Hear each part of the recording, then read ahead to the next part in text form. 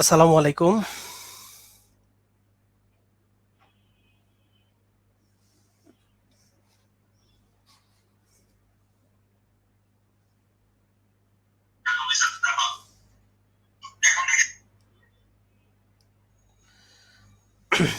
আসসালামু আলাইকুম। ওয়ালাইকুম আসসালাম।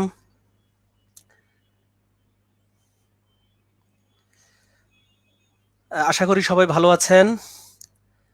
আপনাদেরকে স্বাগতম আজকের এই লাইভ সেশনে। ইতিমধ্যে আমাদের সাথে ৩১ জন জয়েন করেছে। আজকের এই লাইভ সেশন নেওয়ার মেইন কারণ হচ্ছে আপনাদের পরীক্ষার সময় ঘনিয়ে আসছে। আপনাদের ২৬ ফেব্রুয়ারি পরীক্ষা। আমি এর আগে ৩টি লাইভ সেশন নিয়েছিলাম, গাণিতিক যুক্তি, মানসিক দক্ষতা এবং আন্তর্জাতিক বিষয়বলি। সেই ক্লাসগুলো হয়েছিল সন্ধ্যাতে,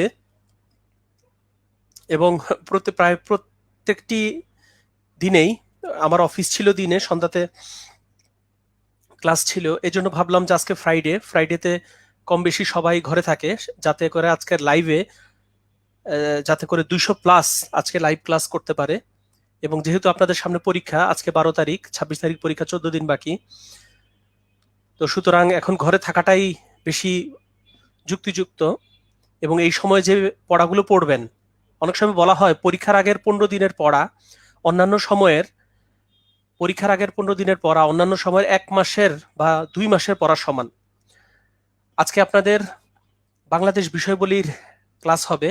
বাংলাদেশ বিষয়বলি আপনাদের এই 26 তারিখে যে বিসিএস পরীক্ষা, স্পেশাল বিসিএস 42তম, সেখানে বাংলাদেশ বিষয়বলি থেকে কত নম্বর থাকবে একটু কমেন্ট করে দিন।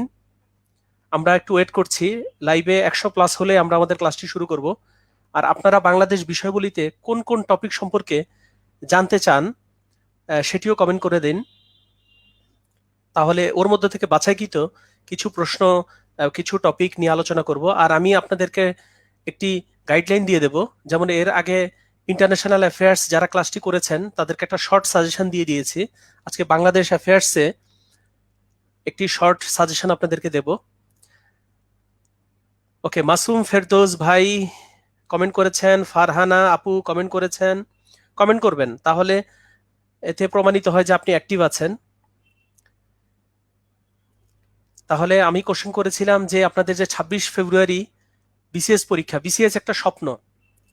আর বর্তমানে বিসিএস ক্যাডারদেরকে সবাই অনেক সম্মান করেন। হ্যাঁ, আজকে কনস্টিটিউশন নিয়ে আলোচনা হবে, সংবিধান নিয়ে আলোচনা হবে। আজকে সংবিধানের কিছু গুরুত্বপূর্ণ অনুচ্ছেদগুলো নিয়ে আলোচনা করব সংবিধানের।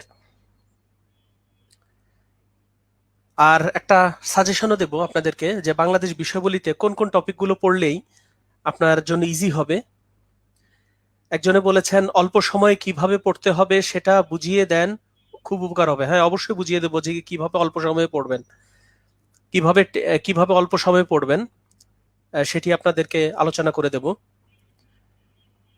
আপনাদের 26 ফেব্রুয়ারি 42তম স্পেশাল বিসিএস, এই পরীক্ষায় 200 নম্বরের মধ্যে 100 নম্বর হচ্ছে আপনাদের সাবজেক্ট, আর বাকি 100 নম্বরের মধ্যে বাংলাদেশ বিষয়বলি থেকে কয় নম্বর? তো আমি জানি 20 নম্বর। তো একজন আপু আবার লিখেছেন 25 নাম্বার। আমি যেটা জানি, আমি ডাউনলোড করেছি, সেখানে 20 নাম্বার লেখা আছে। আফিফ রহমান উনি বলেছেন যে রেকর্ড থাকবে কিনা। হ্যাঁ থাকবে, রেকর্ড থাকবে।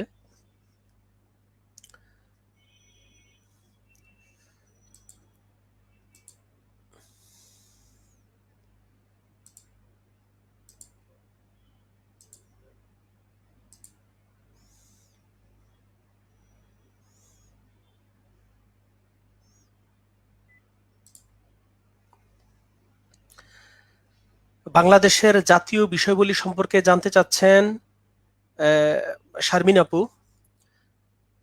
ওকে, ধন্যবাদ। আমরা আমাদের ক্লাসটি শুরু করব। তো আমি আপনাদের মধ্য থেকে কিছু টপিক আমি পেলাম। সংবিধান, বাংলাদেশের জাতীয় বিষয়বলি। বাংলাদেশের জাতীয় বিষয়বলি এটা কিন্তু খুবই ইম্পর্টেন্ট, বাংলাদেশের জাতীয় বিষয়বলি। আপনারা আপনাদের ফ্রেন্ডদেরকে আজকের এই যে লাইভ ক্লাসটি হচ্ছে সেটি জানিয়ে দেন। আপনারা আপনাদের নিজেদের যে ওয়ালে শেয়ার করে দিন। আপনারা আপনাদের সবার যারা ফেসবুক ব্যবহার করছেন শেয়ার করে দিন, যাতে করে, যেহেতু আপনাদের বন্ধুরা তারাও ডাক্তার, তো সুতরাং তারাও এই ক্লাসটি সম্পর্কে জানতে পারবে এবং ক্লাসটি করতে পারবে। আর মাত্র 14 দিন বাকি। বাংলাদেশ জাতীয় বিষয়বলির মধ্যে যে যে টপিকগুলো রয়েছে: প্রাচীনকাল থেকে সমসাময়িক কালের ইতিহাস, কৃষ্টি ও সংস্কৃতি, বাংলাদেশের স্বাধীনতা যুদ্ধের ইতিহাস, ভাষা আন্দোলন, 1954 সালের নির্বাচন, 6 দফা আন্দোলন, 66, গণ অভ্যুত্থান, 1968, 69, 1970 সালে সাধারণ নির্বাচন, অসহযোগ আন্দোলন, 7 মার্চের ঐতিহাসিক ভাষণ, স্বাধীনতা ঘোষণা, মুজিবনগর সরকারের গঠন ও কার্যাবলী, মুক্তিযুদ্ধের রণকৌশল, মুক্তিযুদ্ধে সর্ববৃহৎ শক্তিবর্গের ভূমিকা, পাকিস্তানি বাহিনীর আত্মসমর্পণ, বাংলাদেশের অভ্যুদয়। এগুলো আছে বাংলাদেশের জাতীয় বিষয়গুলিতে। ওকে, আপনারা আপনাদের সবার ফেসবুক থেকে আজকের এই লাইভ ক্লাসটি শেয়ার করে দিন। আমরা আমাদের ক্লাসটি শুরু করব।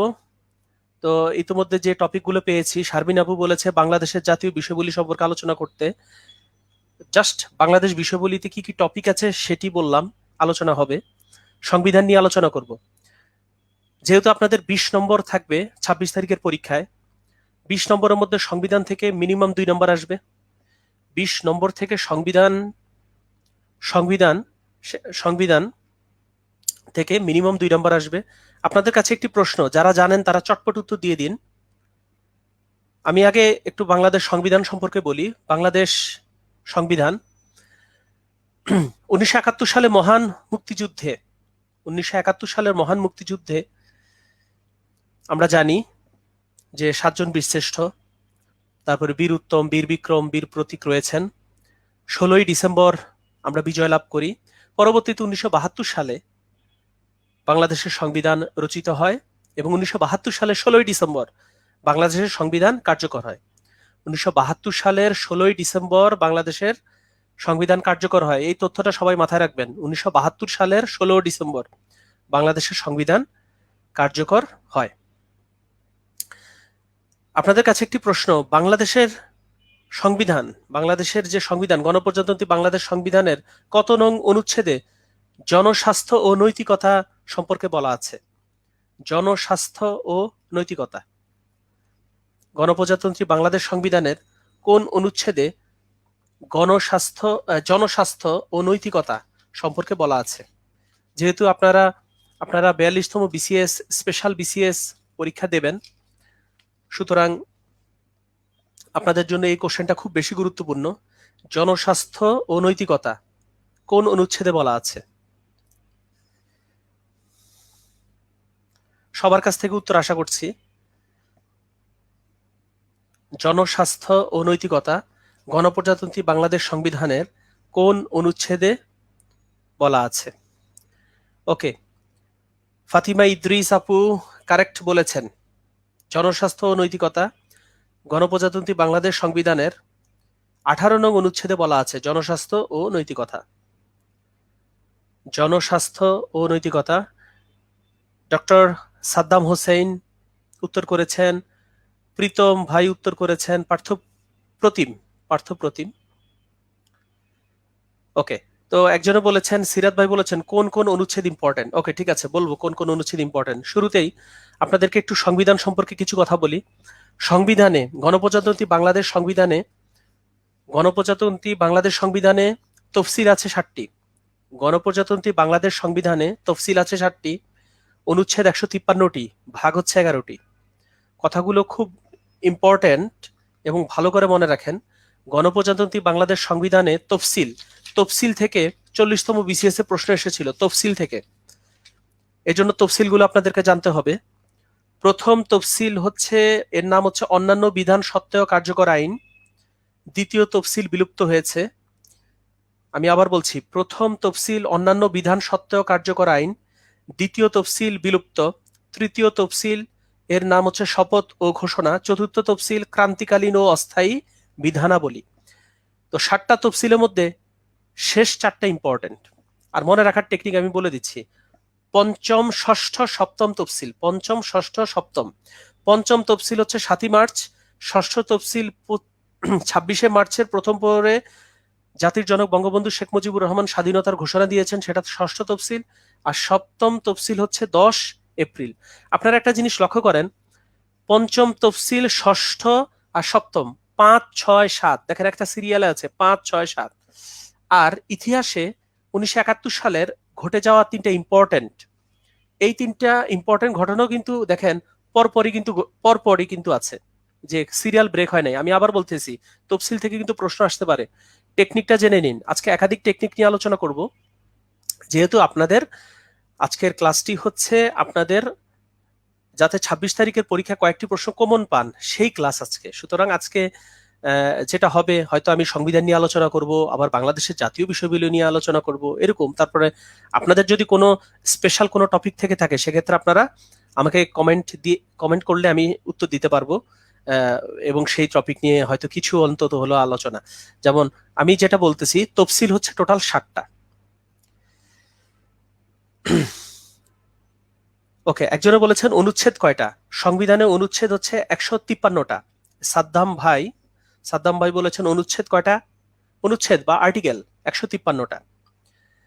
আমি আবার বলছি, এই যে মুন্নিয়াপু উত্তর দিয়ে দিয়েছেন, ধন্যবাদ। এরকম উত্তর দিয়ে দিবেন, তবে উত্তরটা এরকম দিলে ভালো হয়, যে মনে করেন আপনি যদি একটু কষ্ট হবে আপনার, যে একটু লাইনটা যে অনুচ্ছেদ 153টি, শুধু 153 লিখলে হয়তো উনি এটা কিসের উত্তর, এটা কনফিউশনে পড়বেন। এই জন্য কেউ যদি উত্তর করতে চান, এটা আমার রিকোয়েস্ট, আপনি এরকম করে উত্তরটা করবেন যে অনুচ্ছেদ 153টি, এতে করে আপনারও মুখস্থ হয়ে যাবে। ওকে, টোটাল 67 জন লাইভে আছেন। সবার কাছে রিকোয়েস্ট করব, যেহেতু ফ্রাইডে, আজকে অনেকেই ফ্রি আছেন, তো সুতরাং আপনারা আপনাদের নিজেদের ফেসবুকের টাইমলাইন বা ওয়াল থেকে শেয়ার করে দিন আপনারা ক্লাস করছেন। এটা কোনো মানে অমর্যাদার কিছু না, ক্লাস করা খুব ভালো জিনিস, এতে শেখা যায়, অনেক কিছু জানা যায়। ওকে, যে কথা বলছিলাম, অনুচ্ছেদ কয়টি একজনে বলেছেন? অনুচ্ছেদ কয়টি একজনে বলেছেন 153টি, কারেক্ট। ওকে, তানবীর হাসান ভাই বলেছেন ধান পাট এগুলো কি পড়তে হবে? না ভাই, এখানের মধ্যে ধান পাট এগুলো আপনাদের জন্য পড়া লাগবে না। তবে আপনাদের জন্য খুব বেশি ইম্পর্টেন্ট হচ্ছে আপনাদের জন্য খুব বেশি ইম্পর্টেন্ট হচ্ছে জাত, ফসলের উন্নত জাত, ফসলের উন্নত জাত। যেমন হচ্ছে পদ্মা, পদ্মা হচ্ছে তরমুজ, যমুনা হচ্ছে মরিচ, এরকম যে উন্নত জাতগুলো আছে, এই উন্নত জাতগুলো আপনাদেরকে পড়তে হবে। ওকে, আমি যে কথা বলছিলাম, এই যে তাজরি, উনি হচ্ছেন আরেক ভাইকে লিঙ্ক দিয়ে দিছেন। আপনাদের সবার কাছে আমার রিকোয়েস্ট, আপনাদের ফ্রেন্ডদেরকে লিঙ্ক দিয়ে দেন। আপনাদের ফেসবুক থেকে এই ক্লাসটি যে হচ্ছে, এই ক্লাসটি আপনারা শেয়ার করে দিন। ওকে, আরেকটি রিকোয়েস্ট এসেছে যে নিগ্রোষ্ঠী, মানে দ্যাট ইজ উপজাতি নিয়ে কথা বলতে বলেছে। ঠিক আছে, উপজাতি নিয়ে কথা বলবো। আর আমাদের গণপ্রজাতন্ত্রী বাংলাদেশ সংবিধানের একটি অনুচ্ছেদ আছে উপজাতিদের নিয়ে, সেই অনুচ্ছেদ নিয়ে একটু কথা বলবো।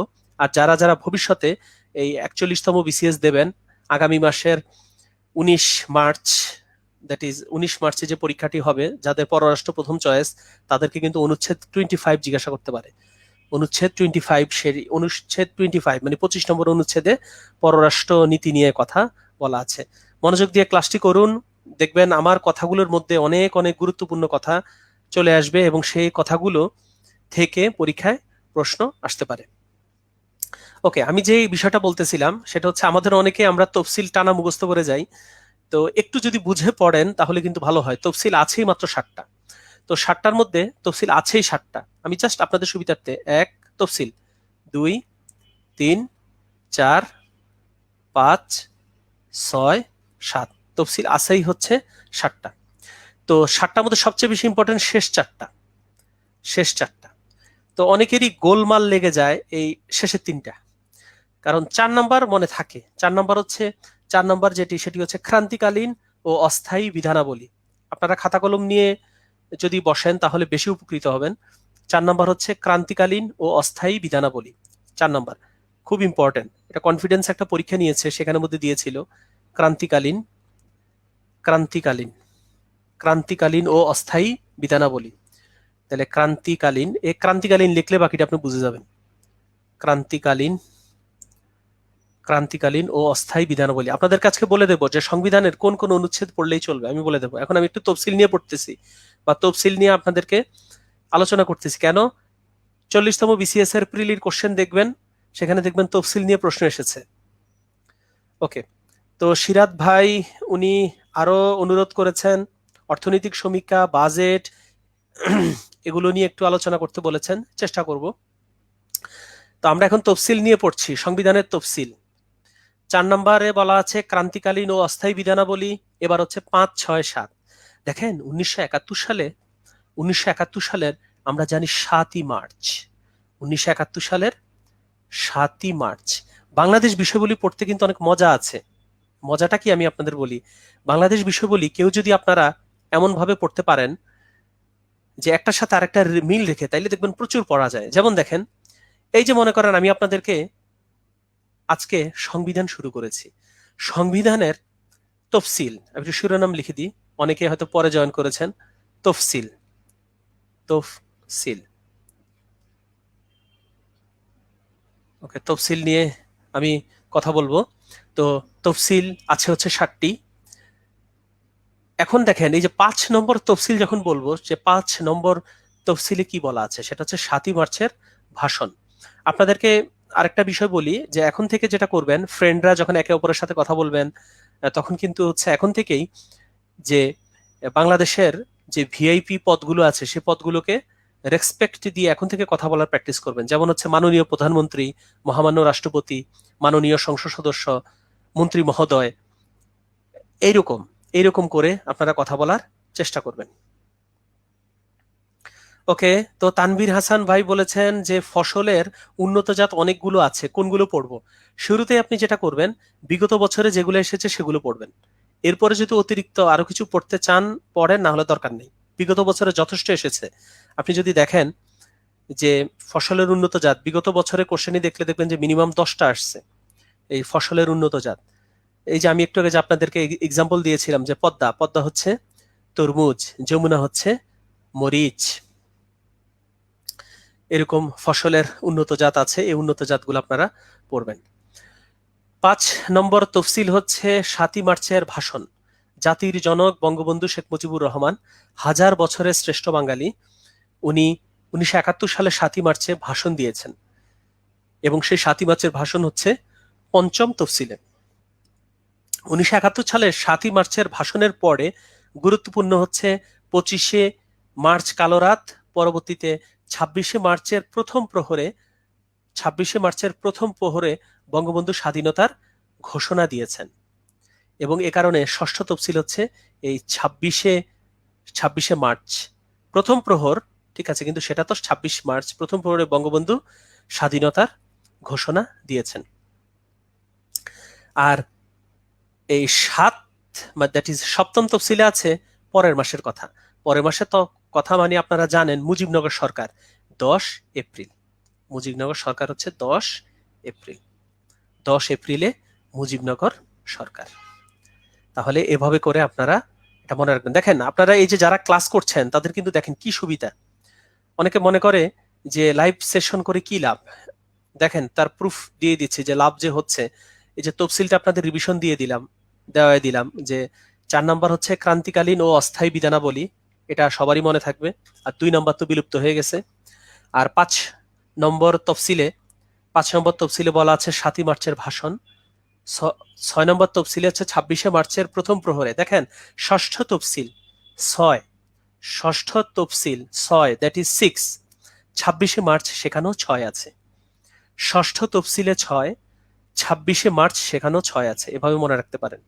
আমরা জানি যে 25 মার্চ হচ্ছে কালো রাত, পাকিস্তানি হানাদার বাহিনী অত্যাচার করে এদেশের নিরীহ সাধারণ মানুষের উপর। আর 26শে মার্চ হচ্ছে প্রথম প্রহরে জাতির জনক বঙ্গবন্ধু শেখ মুজিবুর রহমান স্বাধীনতার ঘোষণা দিয়েছেন। আর 7ম তফসিলে দ্যাট ইজ 10 এপ্রিল মুজিবনগর সরকারের জারিকৃত স্বাধীনতার ঘোষণাপত্র। তাহলে আমরা তফসিল জেনে গেলাম। তো 7টা তফসিল, 2টা আর কেন বাকি থাকবে সেই 2টো বলে দিই। 1 নম্বর তফসিল হচ্ছে অন্যান্য বিধান সত্ত্বেও কার্যকর আইন। আমি যেভাবে পড়তাম শুরুর দিকে সংবিধান থেকে কিন্তু আপনাদের 20টার মধ্যে 2টা কোশ্চেন আসবে সংবিধান। আমি পড়তাম এভাবে যে 1 নম্বর তফসিল হচ্ছে অন্যান্য বিধান সত্ত্বেও কার্যকর আইন। আমি খালি 1 নম্বর এভাবে শিখে রাখলাম যে অন্যান্য বিধান সত্ত্বেও, একটু মনে রাখতাম, বাকিটা এমনি টানে চলে আসতো। অন্যান্য বিধান সত্ত্বেও কার্যকর আইন, অন্যান্য বিধান সত্ত্বেও কার্যকর আইন। এখনই মুখস্থ করে নিন যে প্রথমটা 1 নম্বর তফসিল হচ্ছে অন্যান্য বিধান সত্ত্বেও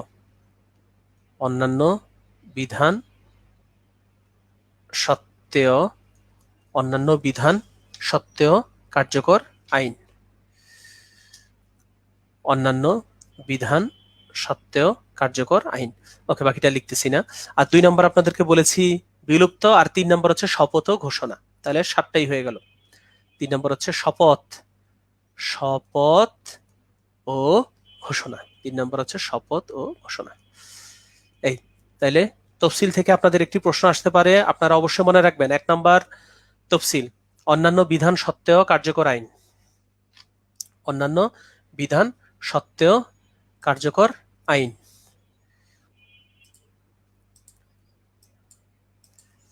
অন্যান্য বিধান সত্ত্বেও কার্যকর। আপনারা আপনাদের বন্ধুদেরকে ইনফর্ম করেন যে লাইভ ক্লাস চলছে, ক্লাসটি করলে যে বাংলাদেশ বিষয়বলির 20 নম্বরের মধ্যে ভালো একটা নম্বর পাওয়ার সিস্টেম বা কৌশল আমি আপনাদেরকে যা শেয়ার করছি সবকিছু হচ্ছে আমি নিজে এভাবে করে পড়তাম।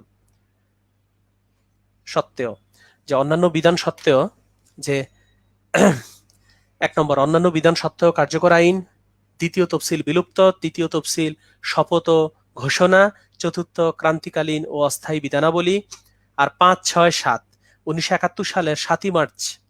আপনাদের কাছে কোশ্চেন, দেখি তো কে কে উত্তর দিতে পারেন। 1971 সালের 7ই মার্চ জাতির জনক বঙ্গবন্ধু শেখ মুজিবুর রহমান যে ভাষণ দিয়েছেন, কতক্ষণের ভাষণ, টাইম কতক্ষণ, মানে কতক্ষণের ভাষণ দিয়েছেন? যে 7ই মার্চের যে ঐতিহাসিক ভাষণ রেসকোর্স ময়দানে, 7ই মার্চের ঐতিহাসিক ভাষণ রেসকোর্স ময়দানে 7ই মার্চের ঐতিহাসিক ভাষণ, সেটি কতক্ষণের? Okay fine. এই যে ফাতিমা ইদ্রিস উনি উত্তর দিয়েছেন 18 মিনিট। দেখি বাকিদের কি খবর, বাকিরা কি 18 মিনিট বলবেন বা অন্য কিছু? ওকে 18 মিনিট হচ্ছে কারেক্ট উত্তর। 18 মিনিট হচ্ছে কারেক্ট উত্তর। যে 1971 সালের 7 মার্চ জাতির জনক বঙ্গবন্ধু শেখ মুজিবুর রহমান যে ভাষণ দিয়েছেন সে ভাষণটি ছিল 18 মিনিটের ভাষণ।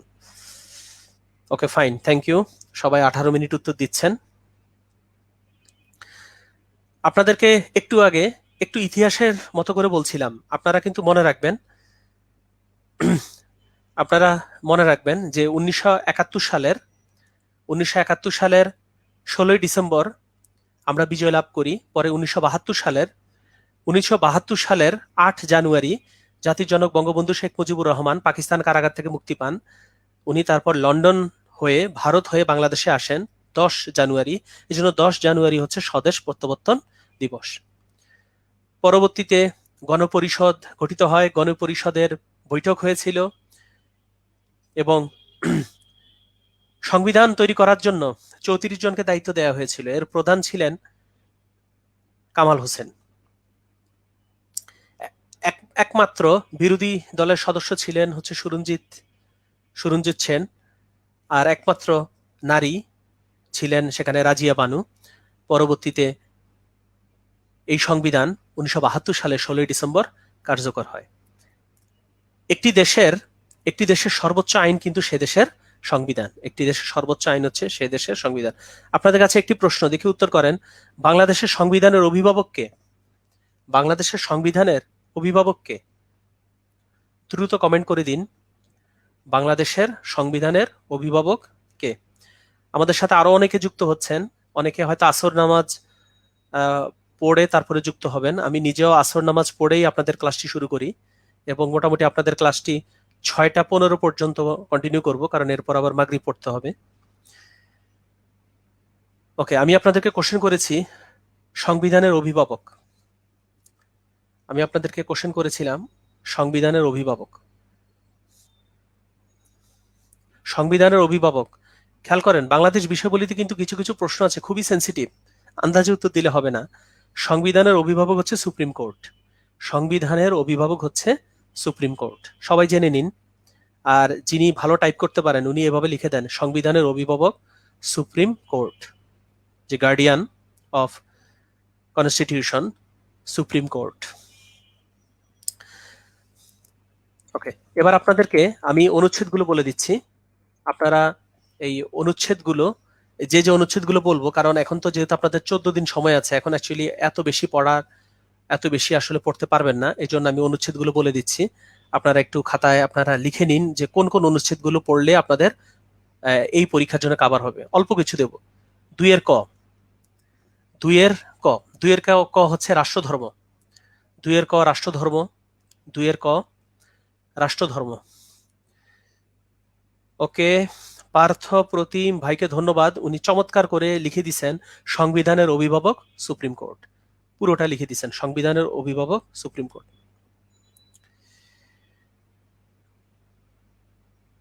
ওকে, সংবিধানের অভিভাবক হচ্ছে সুপ্রিম কোর্ট। ওকে, ওই সুলতানা নিগার উনি বলেছেন একদম নিচ পর্যন্ত লেখা দেখা যায় না। কোনো সমস্যা নাই, আমি নিচ পর্যন্ত লিখবো না, আমি উপর দিয়ে লিখবো, মানে আপনি দেখতে পাবেন, কোনো সমস্যা নেই। তাহলে আপনাদেরকে বলে দিচ্ছি ইম্পর্টেন্ট অনুচ্ছেদগুলো। জাস্ট আপনাদের যেহেতু সময় বেশি দিন নাই, এ কারণে এরকম সাজেশন দিচ্ছি। আসলে কিন্তু এভাবে আমার নিজেরও ভালো লাগে না। আমি আসলে সংবিধান নিয়ে আলোচনা করতে আমার খুবই ভালো লাগে।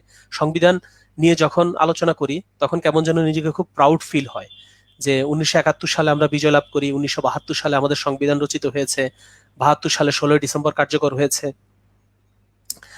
ওকে, তাহলে 2 এর ক হচ্ছে রাষ্ট্র ধর্ম, আর 3 হচ্ছে রাষ্ট্র ভাষা, আর 4-এর মধ্যে বলা আছে 4 লাগবে জাতীয় সঙ্গীত, পতাকা ও প্রতীক। আর 4-এর ক, এটা ভুলে গেলে তো হবেই না, এটা হচ্ছে জাতির পিতার প্রতিকৃতি। 1000 বছরের শ্রেষ্ঠ বাঙালি বঙ্গবন্ধু শেখ মুজিবুর রহমান আমাদের জাতির পিতা, উনার প্রতিকৃতি। 5 লাগবে রাজধানী, 6 লাগবে নাগরিকত্ব। প্রথম দিকে একটু ঘন ঘন লাগবে, এরপরে কমায় দেব। ওকে ফাইন, তাহলে এগুলো অবশ্যই শিখবেন যে 6 পর্যন্ত। এরপরে সরাসরি চলে যাবে 11 নম্বরে, গণতন্ত্র ও মানবাধিকার, 11 নম্বরে। এরপরে চলে যাব হচ্ছে 11 নম্বরে। 11 নম্বর হচ্ছে গণতন্ত্র ও মানবাধিকার, গণতন্ত্র ও মানবাধিকার, সেটা হচ্ছে 11 নম্বরে। আপনাদের কাছে আবার রিকোয়েস্ট করছি, আপনারা আপনাদের সবার ফেসবুক থেকে এই ক্লাসটি শেয়ার করে দিন, যাতে করে অন্যরাও দেখুক যে আজকে ক্লাস হচ্ছে। এরপরে আপনাদের জন্য কিন্তু খুব ইম্পর্টেন্ট গ্রামীণ উন্নয়ন ও কৃষি বিপ্লব 16, গ্রামীণ উন্নয়ন ও কৃষি বিপ্লব, সেটা হচ্ছে 16। আর যেহেতু আপনারা ডাক্তার, আপনাদের জন্য 18 তো মাস্ট, জনস্বাস্থ্য ও নৈতিকতা 18 মাস্ট। এরপর আপনারা পড়বেন 21 নম্বর, কিন্তু খুব ইম্পর্টেন্ট। 21 শুধু আপনার জন্যই না, আমার জন্য ইম্পর্টেন্ট। 21 নম্বরে বলা আছে নাগরিক ও সরকারি কর্মচারীদের কর্তব্য। 21 নম্বরে বলা আছে নাগরিক ও সরকারি কর্মচারীদের কর্তব্য, যে নাগরিকের কি কর্তব্য, সরকারি কর্মচারীদের কি কর্তব্য। আর 22 নম্বরটা অতীতে যেহেতু এসেছে, ভবিষ্যতে আসতে পারে, নির্বাহী বিভাগ থেকে বিচার বিভাগ পৃথকীকরণ। আর যারা ভবিষ্যতে 41তম বিসিএস দেবেন এবং পররাষ্ট্র ক্যাডার প্রথম চয়েস দিয়েছেন, তাদের জন্য তো 25 মাস্ট। 25 নম্বরে বলা আছে আন্তর্জাতিক শান্তি, নিরাপত্তা ও সংহতির উন্নয়ন। আপনাকে যদি কখনো জিজ্ঞাসা করে বাংলাদেশের পররাষ্ট্র নীতি, তখন আপনি বলবেন গণপ্রজাতন্ত্রী বাংলাদেশ সংবিধান, আপনি বলবেন গণপ্রজাতন্ত্রী বাংলাদেশ সংবিধান, গণপ্রজাতন্ত্রী বাংলাদেশ সংবিধানের 25 নং আর্টিকেলে বলা আছে আন্তর্জাতিক শান্তি, নিরাপত্তা ও সংহতির উন্নয়ন। অলরেডি 90 জন লাইভে আছেন, আমি চেষ্টা করব যাতে করে সবার উপকার হয় এমন করেই ক্লাসটি নেওয়ার জন্য। সরকারি নিয়োগ লাভে সুযোগের সমতা 29, এটা ইম্পর্টেন্ট। সরকারি নিয়োগ লাভে সুযোগের সমতা, এটা ইম্পর্টেন্ট, 29, এটা খুবই বেশি ইম্পর্টেন্ট। তারপরে হচ্ছে 36 ইম্পর্টেন্ট, চলাফেরার স্বাধীনতা 36, 36 নম্বর পড়বেন। এরপরে ধর্মীয় স্বাধীনতা 41, এটা খুব ইম্পর্টেন্ট, 40তম বিসিএস আসছিল ধর্মীয় স্বাধীনতা, এটা 41 নম্বর অনুচ্ছেদ। এরপরে রাষ্ট্রপতি সম্পর্কে বলা আছে 48-এ। রাষ্ট্রপতি, মহামান্য রাষ্ট্রপতি, আপনাদেরকে বলেছি যারা পরে জয়েন করেছেন তাদের উদ্দেশ্যে যে আপনারা এখন থেকে প্র্যাকটিস করবেন, যে যারা সম্মানজনক পোস্টে আছে তাদেরকে সম্মান দিয়ে মানে কথা বলার প্র্যাকটিস করবেন, যেমন মহামান্য রাষ্ট্রপতি, মাননীয় প্রধানমন্ত্রী, মাননীয় মন্ত্রী বা মন্ত্রী মহোদয়। তারপরে হচ্ছে বিজ্ঞ আদালত, তার বিজ্ঞ সদস্য, যেমন পিএসসির বিজ্ঞ মেম্বার, বিজ্ঞ সদস্য, এরকম করে কথা বলার চেষ্টা করবেন, বা সচিব মহোদয়, এরকম।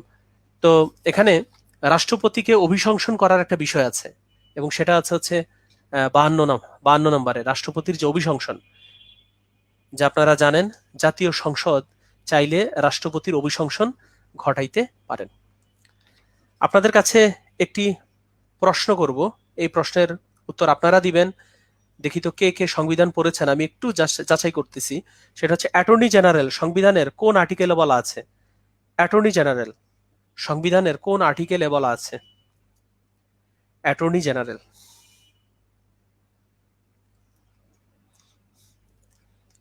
যে গণপ্রজাতন্ত্রী বাংলাদেশ সংবিধানের কোন আর্টিকেলে অ্যাটর্নি জেনারেল? অ্যাটর্নি জেনারেল হচ্ছেন সরকারের সর্বোচ্চ আইনজীবী, যে সরকারের পক্ষে যিনি মামলা লড়েন, সরকারের পক্ষে সর্বোচ্চ যিনি আইনজীবী তিনি হচ্ছেন অ্যাটর্নি জেনারেল।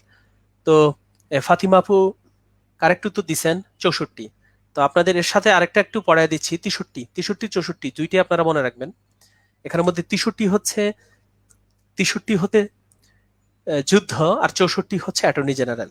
আমি আবার বলছি, 63 হলো যুদ্ধ আর 64 হচ্ছে অ্যাটর্নি জেনারেল।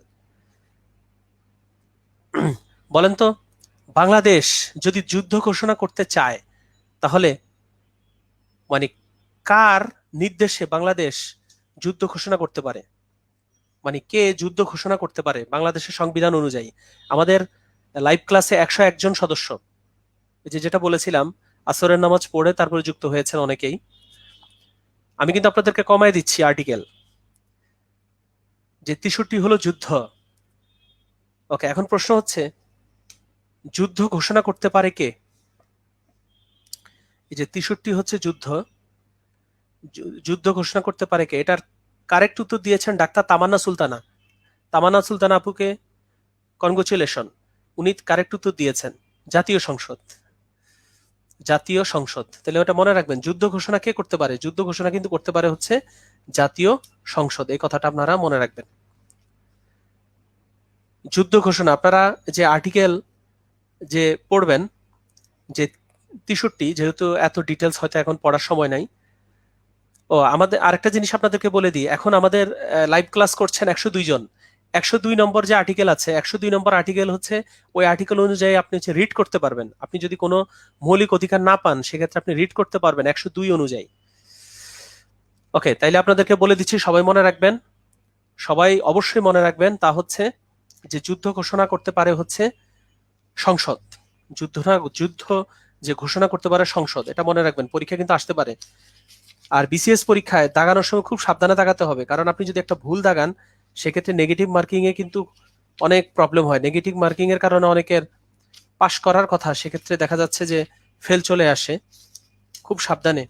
আর আপনাদেরকে আরেকটা কৌশল বলি, যে আপনারা প্রথমে তো দাগাবেন হচ্ছে যেগুলো আপনি শিওর পারেন সেগুলো, এরপরে একদম শেষে আপনি হয়তো 10টা কোশ্চেনকে আপনি সিলেক্ট করতে পারেন, যে 10টা কোশ্চেনের উত্তরগুলো আপনি 50-50 পারেন। মানে ধরেন 4টা অপশন আছে, ক খ গ ঘ, এর মধ্যে আপনি শিওর যে ক হবে না, প্রথমটাও হবে না, শেষেরটা হবে না, আপনি শিওর বাকি দুইটার মধ্যে একটা হবে, এগুলাকে বলে 50-50।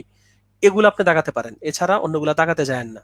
আমি আবার বলছি, প্রথমে যেগুলো আপনি শিওর সেগুলো দাগাবেন, ওগুলো দাগানোর শেষে আপনি হয়তো 10টাকে এরকম নিতে পারেন, 10টাকে এরকম সিলেক্ট করতে পারেন যেগুলোর আপনি 50-50 চয়েস, মানে হচ্ছে যে আপনি 4টা অপশনের 2টা অপশনকে আগে বাদ দিতে পারেন, শিওর বাদ, তাহলে বাকি 2টা অপশনের তো একটি হবে, আপনি জানেন, সেসব কোশ্চেনগুলো দাগাবেন। ওকে, তো যে কথা বলছিলাম, দেখেন আমরা কিন্তু অনেকেই কিন্তু আমরা কিন্তু ভুল উত্তর দিয়ে দিছি, ডোন্ট মাইন্ড, এটা আসলে বলতেছি কারণে, কারণ যুদ্ধ যে আর্টিকেলে বলা আছে, যুদ্ধ যে আর্টিকেলটা আপনাদেরকে পড়ে শোনাচ্ছি, এই যে যুদ্ধ আর্টিকেলটা পড়ে শোনাচ্ছি, আর্টিকেলে বলা আছে সংসদের সম্মতি ব্যতীত যুদ্ধ ঘোষণা করা যাইবে না। ভালো করে শুনে নেন, সংসদের সম্মতি ব্যতীত যুদ্ধ ঘোষণা করা যাইবে না। তাইলে আমি যে বলেছি যুদ্ধ ঘোষণা কে করতে পারেন, উত্তর হচ্ছে সংসদ, রাষ্ট্রপতি না। সংসদের সম্মতি ব্যতীত যুদ্ধ ঘোষণা করা যাইবে না। আমরা একটু আগাই, কারণ আমরা সংবিধান এর সাজেশন দিয়ে দিচ্ছি, সাজেশনের পরে তারপরে আমরা অন্যান্য আরো কিছু টপিক দেখব। ওকে, তারপরে আপনাদেরকে আরো পড়তে হবে হচ্ছে সংসদের মানে সংবিধানের 77 হচ্ছে ন্যায়পাল, 77 হচ্ছে ন্যায়পাল, এই ন্যায়পাল থেকে পরীক্ষা কোশ্চেন আসতে পারে। 77 হচ্ছে ন্যায়পাল। 81 পড়তে হবে, 81 হচ্ছে অর্থবিল। 81 শুধু নামটা পড়লে হবে, খালি আপনাদের আসবে গণপ্রজাতন্ত্রী বাংলাদেশ সংবিধানের কোন অনুচ্ছেদে ন্যায়পাল নিয়ে বলা আছে, উত্তর হচ্ছে 81। এরপরে আরেকটি আছে 87 নাম্বার আর্টিকেল, সংবিধানের ভাষায় 87 নাম্বার আর্টিকেল হচ্ছে বার্ষিক আর্থিক বিবৃতি, আসলে এটাই হলো বাজেট, আমরা যেটাকে বাজেট বলি। আর 93 নম্বর হচ্ছে অধ্যাদেশ প্রণয়ন ক্ষমতা, 93 হচ্ছে অধ্যাদেশ প্রণয়ন ক্ষমতা। দ্যাট ইজ, আমরা তো জানি কোনো আইন সেটি হচ্ছে সংসদে কোনো একটা আইন তৈরি হয়। এখন যদি কোনো কারণে দেশে গণতান্ত্রিক সরকার না থাকে, কোনো কারণে দেশে যদি গণতান্ত্রিক সরকার না থাকে, দ্যাট ইজ দেশে যদি প্রেসিডেন্ট শাসন অব্যাহত থাকে, সেক্ষেত্রে এই প্রেসিডেন্ট যেগুলো আইন করেন, এই বিষয়টাকে বলা হচ্ছে অধ্যাদেশ প্রণয়ন। পরে প্রেসিডেন্টের পরে যদি আবার জনগণের সরকার আসে, জনগণের সরকার চাইলে ওই যে আগের প্রেসিডেন্ট যে আইনটি করেছে সেটাকে বলবৎ করতে পারে বা সেটাকে রিজেক্টও করে দিতে পারে। ওকে, ফাইন। এরপরে আপনারা অবশ্যই পড়বেন, এখন যেটা বলবো 117, এইটা জানা, 102 এর কথা বলছিলাম একবার, 102 হচ্ছে আপনি রিড করতে পারবেন 102 অনুযায়ী, আর 117 হচ্ছে গিয়ে প্রশাসনিক ট্রাইব্যুনাল, 117 হচ্ছে প্রশাসনিক ট্রাইব্যুনাল। আর 118 যেটা, সেটা হচ্ছে নির্বাচন। 118 হচ্ছে নির্বাচন, এটা মনে রাখার টেকনিক বলে দিচ্ছি। 118 শুধু 18কে আপনি বিবেচনা করেন, আপনি যদি ভোটার হন তাহলেই তো আপনি ভোট দিতে পারবেন। দ্যাট ইজ, নির্বাচন কমিশনের কাজ কি? ভোট কাস্ট করা। তাহলে 18 বছর হইলে আপনি ভোট দিতে পারেন। আর সংবিধানের 118 নম্বরে নির্বাচনের কথা বলা আছে। আর গণপ্রজাতন্ত্রী বাংলাদেশ সংবিধানের 127 নম্বর, গণপ্রজাতন্ত্রী বাংলাদেশ সংবিধানের 127 নম্বর। অনেকক্ষণ হয়েছে আপনারা কিছু টাইপ করেন না, একটা টাইপ করেন তো দেখি, গণপ্রজাতন্ত্রী বাংলাদেশ সংবিধানের 127 কি বলা আছে, জাস্ট এটা একটু টাইপ করে দিন। 127, গণপ্রজাতন্ত্রী বাংলাদেশ সংবিধানের 127 কি বলা আছে, 127 খুব ইম্পর্টেন্ট, এই নামটা আপনারা শুনেছেন সবাই।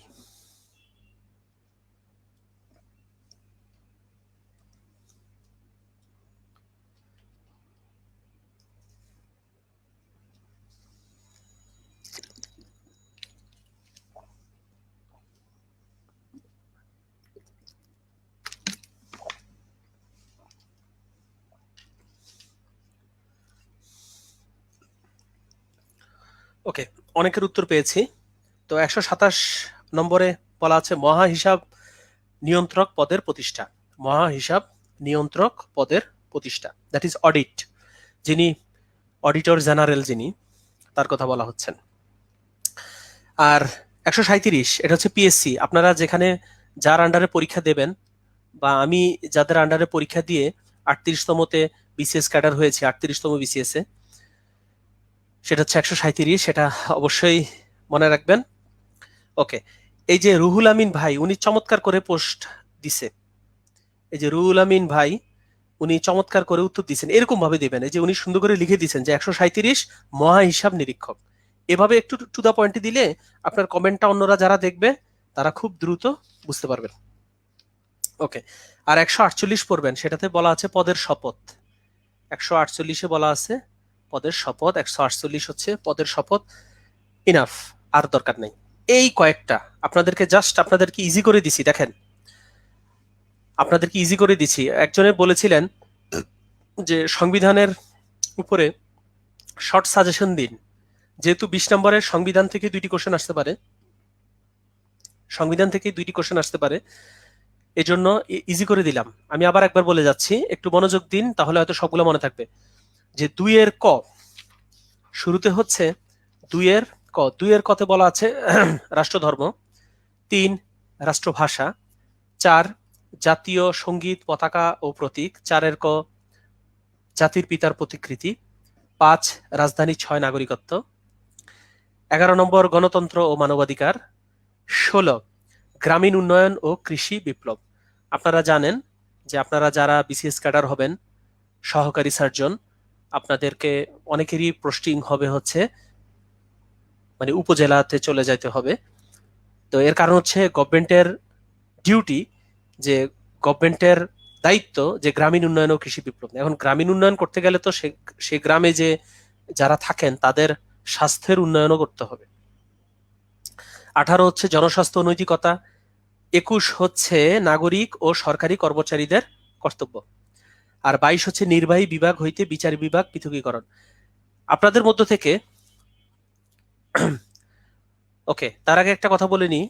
একজনে বলেছেন যে ডাক্তার সাফিয়া ইসলাম, উনি বলেছেন যে মৌলিক অধিকারের জন্য কোনটা, মানে মৌলিক অধিকার যদি কোনো কারণে আপনি যদি কোনো মৌলিক অধিকার থেকে আপনি বঞ্চিত হন, সেক্ষেত্রে আপনি 102 অনুযায়ী রিড করতে পারবেন। আবার বলছি, আপনি যদি কোনো মৌলিক অধিকার থেকে আপনি বঞ্চিত হন, খাদ্য, বস্ত্র, বাসস্থান, এগুলা থেকে যদি আপনারা বঞ্চিত হন, সেক্ষেত্রে রিড করতে পারেন। তো এগুলো হচ্ছে ইম্পর্টেন্ট, এখানে যেগুলো দিয়েছে অনুচ্ছেদ, এগুলো হচ্ছে ইম্পর্টেন্ট। এবার আপনাদেরকে একটি কোশ্চেন করব, সেটি হচ্ছে এর সাথে একটা কাজ করি, একটু আরেকটা অ্যাড করে দিই বোনাস হিসেবে। সেটা হচ্ছে 14 নম্বর। কে বলতে পারবেন যে 14 নম্বর আর্টিকেলে কি বলা আছে? সংক্ষেপে কমেন্ট করেন। আমাদের সাথে ক্লাস করছেন 133 জন। তো 14 নম্বর আর্টিকেলে কি বলা আছে কমেন্টে জানিয়ে দিন। আপনাদের 6টা 15 পর্যন্ত ক্লাস চলবে, তারপরে আপনারা মাগরিব পড়তে পারবেন। মাগরিব নিয়ে টেনশন করার কিছু নাই, আমি নিজেও মাগরিবের নামাজ পড়বো। ওকে, তো 14 নম্বরে বলা আছে কৃষক ও শ্রমিকের মুক্তি। 14 নম্বর আর্টিকেলে বলা আছে কৃষক ও শ্রমিকের মুক্তি। যাদের এটা মনে থাকে না তাদের জন্য একটু বলি। দেখেন, আপনারা তো ডাক্তার, আপনারা জানেন যে আপনাদের হাতে 14টা ফ্যালেঞ্জেস আছে। আপনাদের হাতে 14টা ফ্যালেঞ্জেস আছে। তো 14 নম্বর আর্টিকেলে কৃষক ও শ্রমিকের মুক্তি। কৃষকের বড় সম্পদ হচ্ছে তার হাত। আপনারা জানেন তারা পরিশ্রম করে করে তাদের হাত শক্ত হয়ে যায়। তো এভাবে মনে রাখবেন যে হাতে আছে 14টি ফ্যালেঞ্জেস। ফ্যালেঞ্জেস মানে ছোট ছোট হাড়। আর সংবিধানের 14 নম্বর আর্টিকেলে বলা আছে কৃষক ও শ্রমিকের মুক্তি। এই যে কৃষক শ্রমিক ভাই, তাদের হাতের দিকে তাকালে দেখবেন কাজ করতে করতে হাতে কড়া পড়ে গেছে। তো হাতে যেহেতু 5 আঙ্গুলে মিলে 14টি ফ্যালেঞ্জেস আছে, এভাবে মনে রাখবেন যে কৃষকের হাত, যে হাতে 14টি ফ্যালেঞ্জেস আছে, সংবিধানের 14 নম্বর আর্টিকেল হচ্ছে কৃষক ও শ্রমিকের মুক্তি। এভাবে মনে রাখবেন, কৃষক ও শ্রমিকের মুক্তি, এভাবে মনে রাখবেন। তারপরে হচ্ছে 15 নম্বর আর্টিকেল, আরেকটি দিয়ে দিচ্ছি এর সাথে, যাতে করে একদমই কমন পড়ে। 15 নম্বর আর্টিকেল হচ্ছে, দেখি তো 15 নম্বর আর্টিকেল সংক্ষেপে কমেন্ট করেন দেখি। 15 নম্বর আর্টিকেলের শিরোনাম কি? 15 নং আর্টিকেল, আর্টিকেল এর বাংলা হচ্ছে অনুচ্ছেদ।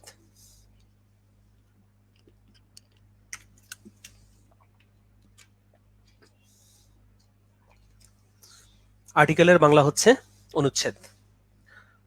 আপনাদের কাছে আমার জিজ্ঞাসা, 15 নং আর্টিকেল। আপনারা আজকের এই লাইভ সেশনটি শেয়ার করে দিন, আপনাদের বন্ধুদেরকে জানিয়ে দিন, তাদেরকে লিংক দিয়ে দিন। আপনাদের টাইমলাইন থেকে এটিকে শেয়ার করে দিন।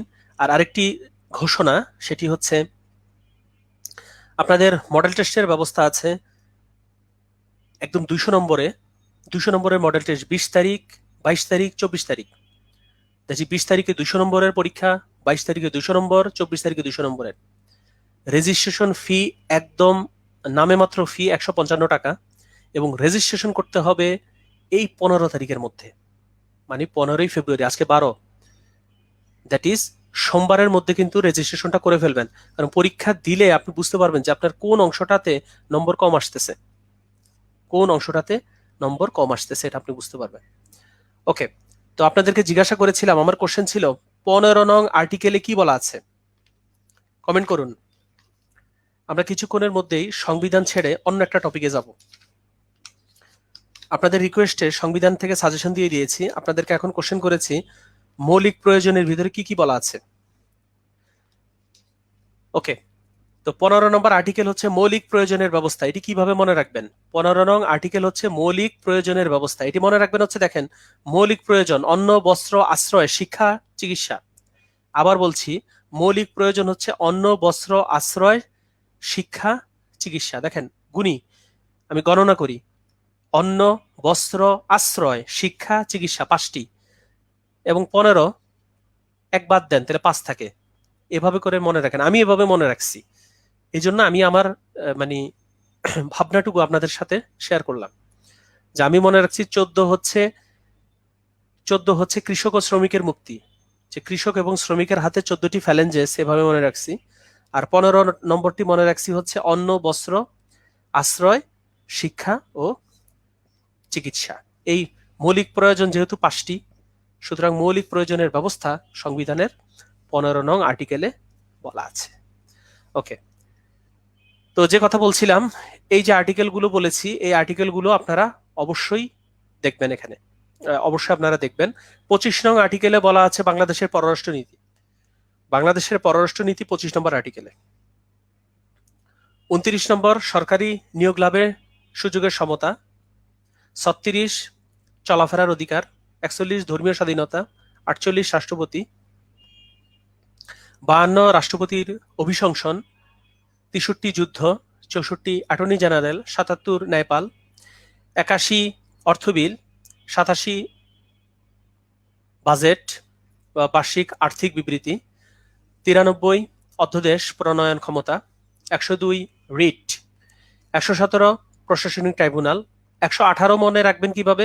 18 বছর হইলে আপনি ভোটার হতে পারবেন। ভোটার হওয়ার যোগ্যতা হচ্ছে 18 বছর, তারপর আপনি ভোট দিতে পারবেন। এই জন্য 118 হচ্ছে নির্বাচন। 127 তো মনে রাখবেন, অন্তত আমাকে যারা চেনেন তাদের মনে থাকার কথা। 127, যে 127 বলা আছে অডিট ক্যাডারের যিনি সর্বোচ্চ পোস্টে যান সেই পদ হচ্ছে 127, আমরা সংক্ষেপে বলি অডিটর জেনারেল। 137 হচ্ছে পিএসসি সরকারি কর্ম কমিশন। 148 হচ্ছে পদের শপথ। ওকে ফাইন, এবার আমরা অন্য। ওকে, আমরা একটু সময় দিচ্ছি, অনেকে হয়তো তুলেন নাই, একটু তুলে নেন। শেষ মুহূর্তের প্রস্তুতি, এই আর্টিকেলগুলো পড়ে যাবেন, কমন পাবেন। শেষ মুহূর্তের প্রস্তুতি, আপনাদেরকে আজকে সাজেশন দিয়ে দেবো যে বাংলাদেশ বিষয়বলিতে কোন কোন টপিকগুলো ভালো করে পড়বেন, কোন কোন টপিকগুলো পড়লে আপনারা অনেক কিছু কমন পাবেন। আরেকটা কথা বলে নিই, সংবিধানের সংশোধনীগুলো পড়বেন, যে সংবিধানের সংশোধনীগুলো কিন্তু অবশ্যই পড়বেন। মাত্র 17টি সংশোধনী হয়েছে সংবিধান এ পর্যন্ত। গণপ্রজাতন্ত্রী বাংলাদেশ সংবিধান মাত্র 17 বার সংশোধন হয়েছে। ওকে, এবার আমরা অন্য একটা টপিক নিয়ে আলোচনা করতে চাই।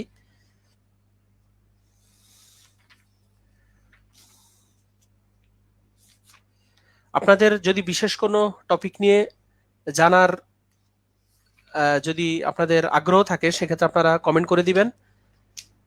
তাহলে সেক্ষেত্রে কমেন্ট করে দিলে আমি হয়তো সেটা নিয়ে হয়তো আলোচনা করে দেব। আর আমার ইউটিউব চ্যানেলে বাংলাদেশ বিষয়গুলির উপরে কয়েকটি ভিডিও আছে। আমার ইউটিউব চ্যানেলে বাংলাদেশ বিষয়গুলির উপরে কয়েকটা টিউটোরিয়াল আছে। সেই টিউটোরিয়ালগুলো 26 তারিখের আগে দেখে যাবেন। হেডফোন কানে দিয়ে শুনবেন, শুনতে শুনতে দেখবেন মুখস্থ হয়ে গেছে। হেডফোন কানে দিয়ে শুনতে শুনতে দেখবেন মুখস্থ হয়ে গেছে। ওকে, আজকে একজন রিকোয়েস্ট করেছেন যে একটু উপজাতিদের নিয়ে বলবো। উপজাতি তো কত উপজাতি আছে, এতজন তো লাগবে না। যে যে তথ্যগুলো লাগবে উপজাতি সম্পর্কে, যে যে তথ্য লাগবে, অল্প কয়েকটি তথ্য, সে অল্প কয়েকটি তথ্যের কথাই বলি।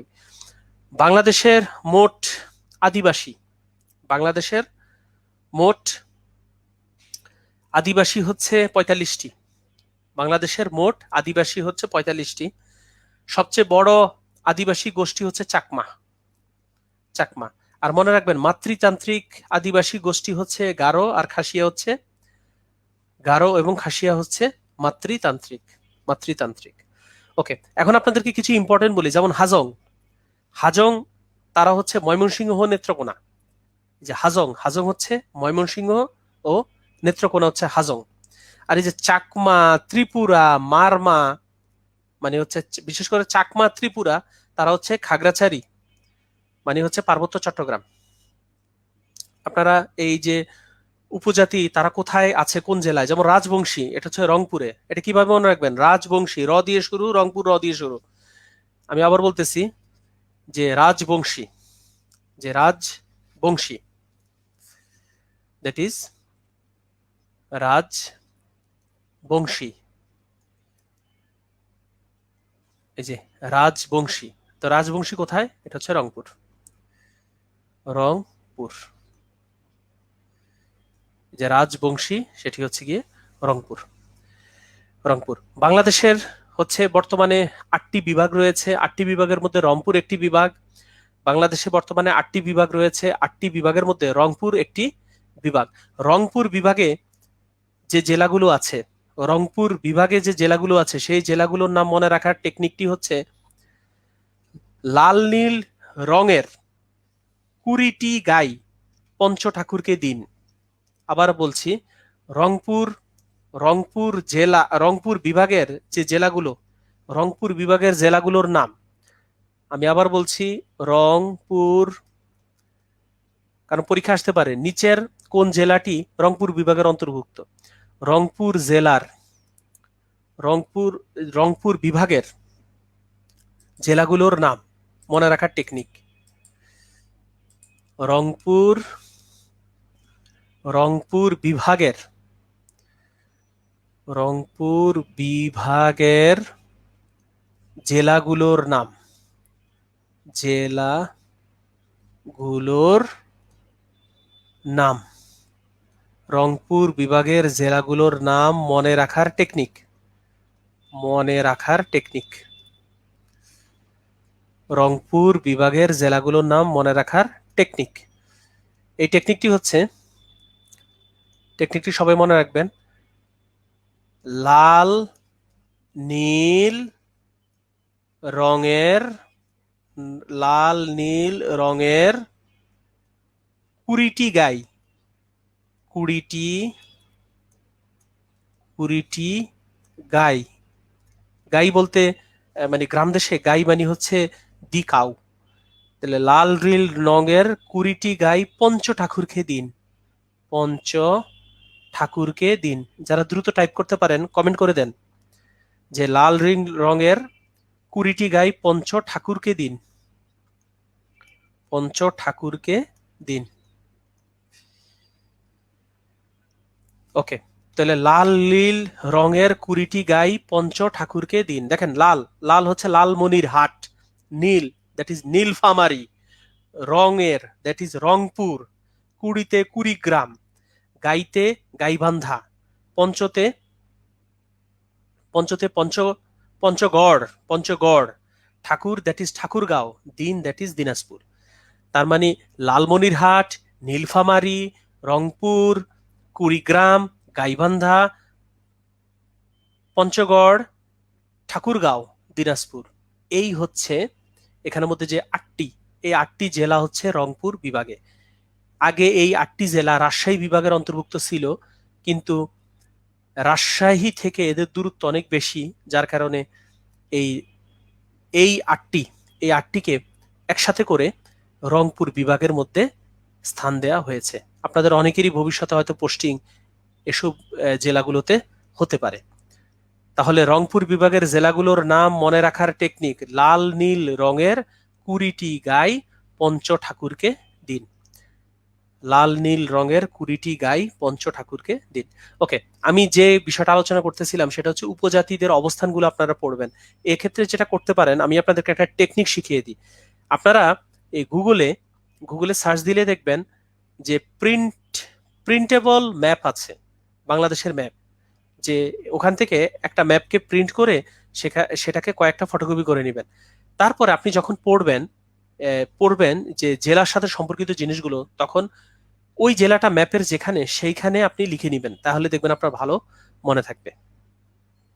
বিশেষ করে আপনারা জানেন যে ধান উৎপাদনের শীর্ষ জেলা, গম উৎপাদনের শীর্ষ জেলা, কলা উৎপাদনের শীর্ষ জেলা, এগুলো আপনারা যদি ম্যাপের সাহায্য নিয়ে পড়েন তাহলে খুব ইজি হয়। এই যারা যারা কমেন্ট করেছেন এই যে লাল নীল রঙের 20টি গাই পঞ্চ ঠাকুরকে দিন, তাদের সবাইকে ধন্যবাদ। লাল নীল রঙের 20টি গাই পঞ্চ ঠাকুরকে দিন। লালমনিরহাট, নীল নীলফামারী, রং দ্যাট ইজ রংপুর, কুড়ি দ্যাট ইজ কুড়িগ্রাম, গাই গাইবান্ধা, পঞ্চগড়, ঠাকুরগাঁও এবং দিনাজপুর। ওকে, উপজাতিদের আরেকটা জিনিস পরীক্ষায় কিন্তু আসে, সেটা হচ্ছে যে উপজাতিদের যে উপজাতিদের উৎসব, যেমন চাকমা, তাদের উৎসব হচ্ছে বিজু।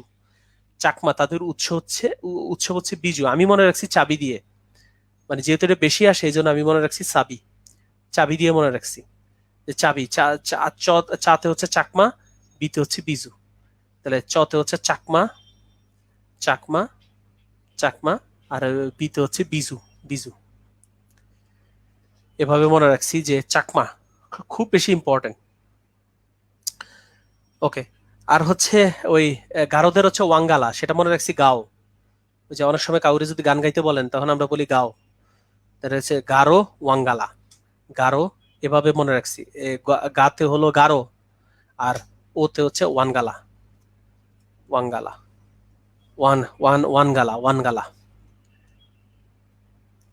এই দুইটা লিখে দিলাম, এই দুইটা হচ্ছে সবচেয়ে বেশি ইম্পর্টেন্ট। যে চাকমাদের উৎসব, ফেস্টিভ্যাল, চাকমা তাদের উৎসব বা ফেস্টিভ্যাল সেটা হচ্ছে কি বিজু, আর গারোদের উৎসব সেটি হচ্ছে ওয়ানগালা।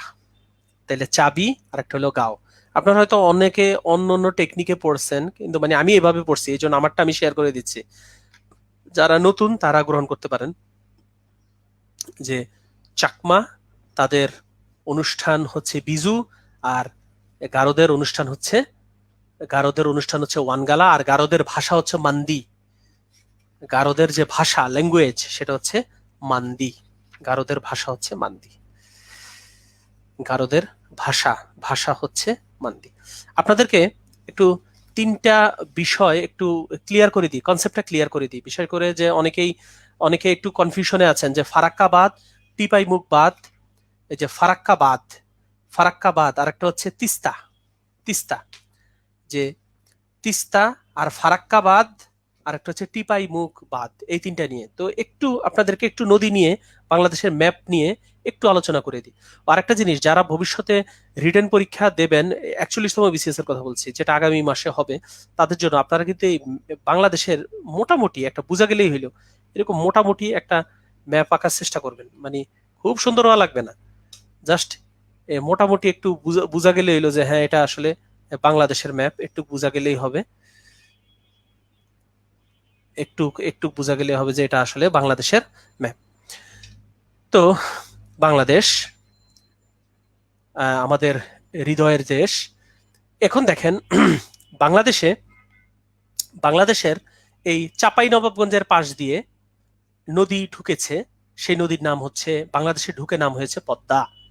বাংলাদেশের নাম হয়েছে পদ্মা।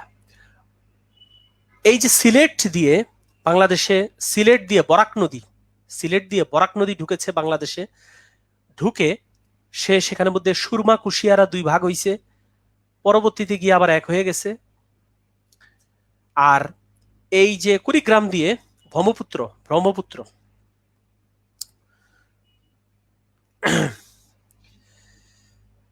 ওকে, এই যে নদী, নদী থেকে কিন্তু একটা কোশ্চেন হতে পারে। নদী থেকে কি কি হতে পারে আমি একটু বলে নিই। আমি আজকে আলোচনা করে দেব, সেটা হচ্ছে যে বাংলাদেশের প্রধান প্রধান নদী কোন কোন জেলা দিয়ে ঢুকেছে, তাহলে আপনাদের অনেকটা আইডিয়া হবে। এই যে লাইভ সেশনটি হচ্ছে, আপনাদের কাছে রিকোয়েস্ট, এই যে আজকে প্রায় 150 জন ক্লাস করতেছেন, আপনারা এই ক্লাসটি শেয়ার করে দিন, আপনাদের সবার টাইমলাইন থেকে শেয়ার করে দিন। এই সময়ে অনেকেই হয়তো মানে জানে না যে আজকের ক্লাসটি, যেহেতু এটি আগে থেকে গতকালকে জানানো হয়নি আপনাদেরকে, এই জন্য একটু শেয়ার করে দিন, তারাও ক্লাসটি করুক। আর আমি আলোচনা করব নদী সম্পর্কে। আর আরেকটি ঘোষণা, সেটি হচ্ছে যে এই 20 ফেব্রুয়ারি, 22 ফেব্রুয়ারি, 24 ফেব্রুয়ারি, এই 3 দিন আপনাদের পরীক্ষার ব্যবস্থা আছে। প্রতিটি পরীক্ষা 200 নম্বরের, এবং এই পরীক্ষাগুলো দিলে, এগুলোকে বলে মক পরীক্ষা বা ডেমো পরীক্ষা, এগুলো দিলে আপনার ফাইনাল 26 তারিখের পরীক্ষায় আপনি বেশি ভালো করতে পারবেন। হুট করে যদি 26 তারিখের পরীক্ষা অংশগ্রহণ করেন, তাহলে যেটা হবে, মানে হয়তো বা টাইমেও কুলাবেন না, এমনও হতে পারে। এজন্য আগে থেকে একটা ব্যাকআপ বা প্রস্তুতি নিয়ে যান। আর এটা রেজিস্ট্রেশনের লাস্ট সময় হচ্ছে এই যে 15 তারিখে, দ্যাট ইজ সোমবারে। সোমবারের মধ্যে মাস্ট রেজিস্ট্রেশন করে ফেলবেন, এবং মাত্র ফি, নামে মাত্র ফি 155 টাকা। ওকে, ওকে। এবার আমরা যেটা বলছিলাম, যে নদী নিয়ে কথা বলছিলাম। প্লিজ আপনারা সবাই মনোযোগ দিন, যে নদী নিয়ে কথা বলছিলাম। ওকে, তো এই যে লিপি আক্তার, উনি আরেকজনকে মানে আরেকজনকে ইনভাইট করেছে। আপনারাও অন্যদেরকে ইনভাইট করেন, তারা ক্লাসে আসুক, ক্লাস করুক। ওকে, লক্ষ্য করুন, এই যে কুড়িগ্রাম দিয়ে যেটা ঢুকেছে, সেটার নাম হচ্ছে ব্রহ্মপুত্র, পরবর্তীতে এটা যমুনা নদী। আপনারা জানেন এটার গতিপথ চেঞ্জ হয়েছিল একটা ভূমিকম্পের ফলে। এখন আপনাদেরকে যে যে জিনিসগুলো পড়তে হবে, ওকে, সেটা হচ্ছে এই চাঁপাইনবাবগঞ্জের পাশ দিয়ে যে বাংলাদেশে ঢুকেছে, নাম হয়েছে পদ্মা। এই পদ্মার সাথে যমুনা মিলেছে কোথায়? পদ্মার সাথে যমুনা নদী, যার উপরে হচ্ছে বঙ্গবন্ধু সেতু আছে, পদ্মার সাথে যমুনা মিলেছে হচ্ছে রাজবাড়িতে। পদ্মার সাথে যমুনা নদী মিলেছে হচ্ছে রাজবাড়িতে যে স্থানে মিলিত হয়েছে, ওই স্থানের নামটি বলেন প্লিজ।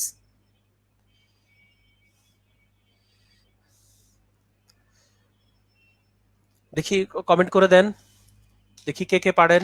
যে যমুনা আর পদ্মা মিলেছে রাজবাড়ির একটি স্থানে, সেই স্থানটির নাম কি? গোয়ালন্দ। এক্সিলেন্ট।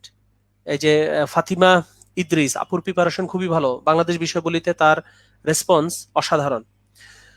ওকে, যা বলছিলাম সেটি হচ্ছে পদ্মা যমুনা তারা মিলিত হয়েছে গোয়ালন্দ, এবং এই গোয়ালন্দ হচ্ছে রাজবাড়িতে।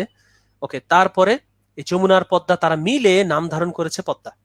আর ওই যে একটু আগে যে বলছি মেঘনা আসছে, মেঘনা এসে পদ্মার সাথে মিলিত হয়েছে চাঁদপুরে। চাঁদপুর হচ্ছে আমার পার্শ্ববর্তী জেলা, আমার নিজ জেলা হচ্ছে লক্ষ্মীপুর। আমরা বাড়িতে যাই, আগে চাঁদপুর যাই, চাঁদপুর থেকে তারপরে সিএনজিতে করে বাড়িতে যাই। তো যে কথা বলছিলাম সেটি হচ্ছে পদ্মা যমুনা মিলেছে রাজবাড়ির গোয়ালন্দে, নতুন নাম হয়েছে, তার নাম হচ্ছে পদ্মা।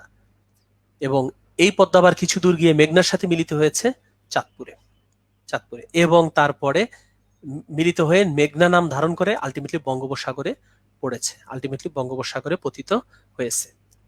তাহলে আপনাদের পরীক্ষায় 2টা কোশ্চেনের মধ্যে একটি কোশ্চেন কমন পড়তে পারে, সেটি হচ্ছে যমুনা পদ্মা মিলিত হয়েছে গোয়ালন্দতে, আর পদ্মা মেঘনা মিলিত হয়েছে চাঁদপুরে। ওকে, আপনারা যারা এর আগের লাইভ ক্লাসে ছিলেন তারা জানেন আমি নাফ নদী সম্পর্কে বলেছিলাম। নাফ নদীর দৈর্ঘ্য হচ্ছে 56 কিলোমিটার। নাফ নদী হচ্ছে বাংলাদেশ এবং মিয়ানমারকে পৃথক করেছে। নাফ নদী বাংলাদেশ এবং মিয়ানমার। ওকে, এবার আপনাদেরকে 3টা বাঁধের কথা বলি। সেটা হচ্ছে যে এই যে চাঁপাইনবাবগঞ্জের মধ্য দিয়ে যে ঢুকেছে, বাংলাদেশের নাম হয়েছে পদ্মা। এই ভারত যেটা করেছে, এই যে পদ্মাতে যে পানি আসে, এই জায়গার মধ্যে একটা বাঁধ তৈরি করেছে, এই বাঁধের নামই হচ্ছে ফারাক্কা। তাহলে এই ফারাক্কা বাঁধ, এটি হচ্ছে গঙ্গা নদীর উপরে ফারাক্কা বাঁধ। আর হচ্ছে এই যে আপনাদের দেখাইছিলাম যে সিলেট দিয়ে বরাক নদী ঢুকে তারপর সুরমা কুশিয়ারা হয়েছে, এই জায়গার মধ্যে হচ্ছে টিপাই মুখ বাঁধ। টিপাই, মুখ, বাঁধ হচ্ছে এখানে। আর তিস্তা সেটা তো হচ্ছে যে এই যে কুড়িগ্রাম দিয়ে যে ঢুকেছে এখানে তিস্তা, তিস্তা ব্যারেজ, তিস্তা। তাহলে আপনারা যদি জানেন তাহলে আপনাদের জন্য সুবিধা হবে। আর বাংলাদেশ, আপনারা যেহেতু বঙ্গোপসাগর কথা প্রসঙ্গ আসলোই, আপনারা যখন পড়বেন তখন কিন্তু একটার সাথে একটা রিলেট করে পড়বেন। যেমন দেখেন, একজন ভাই কমেন্ট করেছেন ইমরান কবির, বে অফ বেঙ্গল কমেন্ট করেছেন বঙ্গোপসাগর।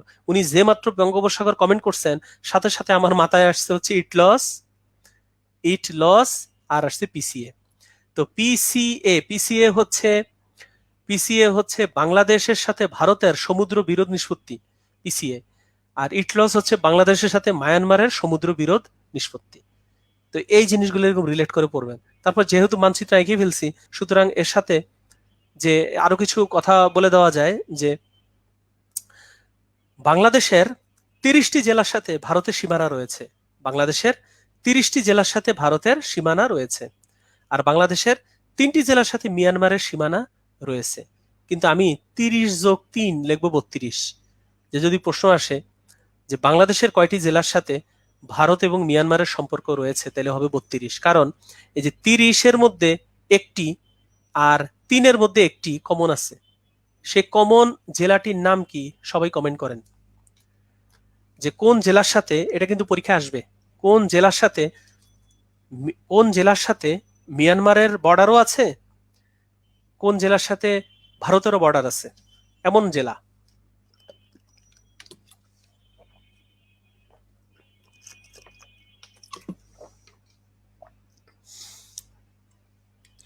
বাংলাদেশের এমন একটি জেলা আছে যে জেলাতে গেলে আপনি, এমন একটা স্থান আছে যে স্থানে তাকালে দেখবেন এদিকটা ভারত, ওই দিকটা মিয়ানমার, আর আপনি দাঁড়ায় থাকবেন বাংলাদেশে। তার মানে আপনি বাংলাদেশে দাঁড়িয়ে আপনি দুইটা দেশ দেখতে পাবেন, ভারতও দেখতে পাবেন, মিয়ানমার দেখতে পাবেন। তাহলে এই সুযোগটা যদি পেতে চান তাহলে কোন জেলায় যেতে হবে সেটি কমেন্ট করেন।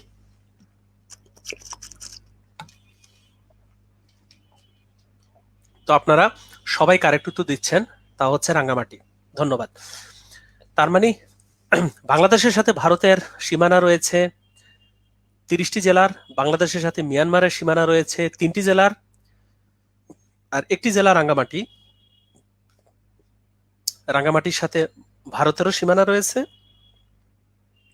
বাংলাদেশেরও। বাংলাদেশের রাঙ্গামাটির সাথে ভারতের সীমানা রয়েছে, মিয়ানমারেরও সীমানা রয়েছে। আবার যখন এই মানচিত্র দেখে পড়ছেন তখন আবার এই জিনিসগুলো পড়ে নেবেন যে বাংলাদেশের সর্ব উত্তরের জেলা হচ্ছে পঞ্চগড়, সবচেয়ে দক্ষিণের জেলা কক্সবাজার, বাংলাদেশের সবচেয়ে পূর্বের জেলা রাঙ্গামাটি, বাংলাদেশের সবচেয়ে পশ্চিমের জেলা চাঁপাইনবাবগঞ্জ। আমি আপনাদের ক্লিয়ার করে দিচ্ছি, নো টেনশন, এই জিনিসগুলো সবার জানা দরকার। বাংলাদেশ বিষয়গুলি পড়তে গেলে ম্যাপ মাস্ট। উইদাউট ম্যাপ বেশি দিন মনে থাকবে না, পড়বেন আর ভুলবেন, কিন্তু ম্যাপ দিয়ে পড়লে দীর্ঘদিন মনে রাখতে পারবেন। আর বলেছি যারা ভবিষ্যতে মানে হয়তো ডাক্তারি পেশা না গ্রহণ করে হয়তোবা এই জেনারেল ক্যাডারে হয়তো কাজ করতে আগ্রহী, মনে মনে এরকম চিন্তা ভাবনা আছে, তাদের উদ্দেশ্যে বলতেছি, তাহলে তো রিটেন দিতে হবে। সেক্ষেত্রে হচ্ছে পরীক্ষার খাতায় যদি ম্যাপ এঁকে যদি ব্যাখ্যা করতে পারেন তাহলে ভালো নাম্বার পাবেন। ওকে, তো ধরে নেন একটা বাংলাদেশের ম্যাপ এঁকেছি, বাংলাদেশের সবচেয়ে উত্তরের, আমরা জানি উপর দিকটা হচ্ছে উত্তর, দ্যাট ইজ নর্থ, নিচের দিকটা হচ্ছে দক্ষিণ, সাউথ, আর ডান দিকটা হচ্ছে পূর্ব, দ্যাট ইজ ইস্ট, আর বামটা হচ্ছে পশ্চিম, দ্যাট ইজ হচ্ছে ওয়েস্ট। তো বাংলাদেশের সবচেয়ে উত্তরের যে জেলা, সেই জেলাটির নাম হচ্ছে পঞ্চগড়। আপনাদেরকে আজকেই বলেছিলাম যে পঞ্চগড় হচ্ছে রংপুর বিভাগের একটি জেলা, এবং রংপুর বিভাগের 8টি জেলার নাম মনে রাখার টেকনিক বলেছিলাম, লাল নীল রঙের 20টি গাই পঞ্চঠাকুরকে দিন। বাংলাদেশের সবচেয়ে দক্ষিণের জেলার নাম হচ্ছে কক্সবাজার। আপনাদের কিন্তু রিভিশন হয়ে যাচ্ছে, কক্সবাজার। এই 2 ঘন্টার ক্লাসে প্রচুর জিনিস রিভিশন দেওয়া দিচ্ছে। ওকে, আর বাংলাদেশের সবচেয়ে পূর্বের জেলা হচ্ছে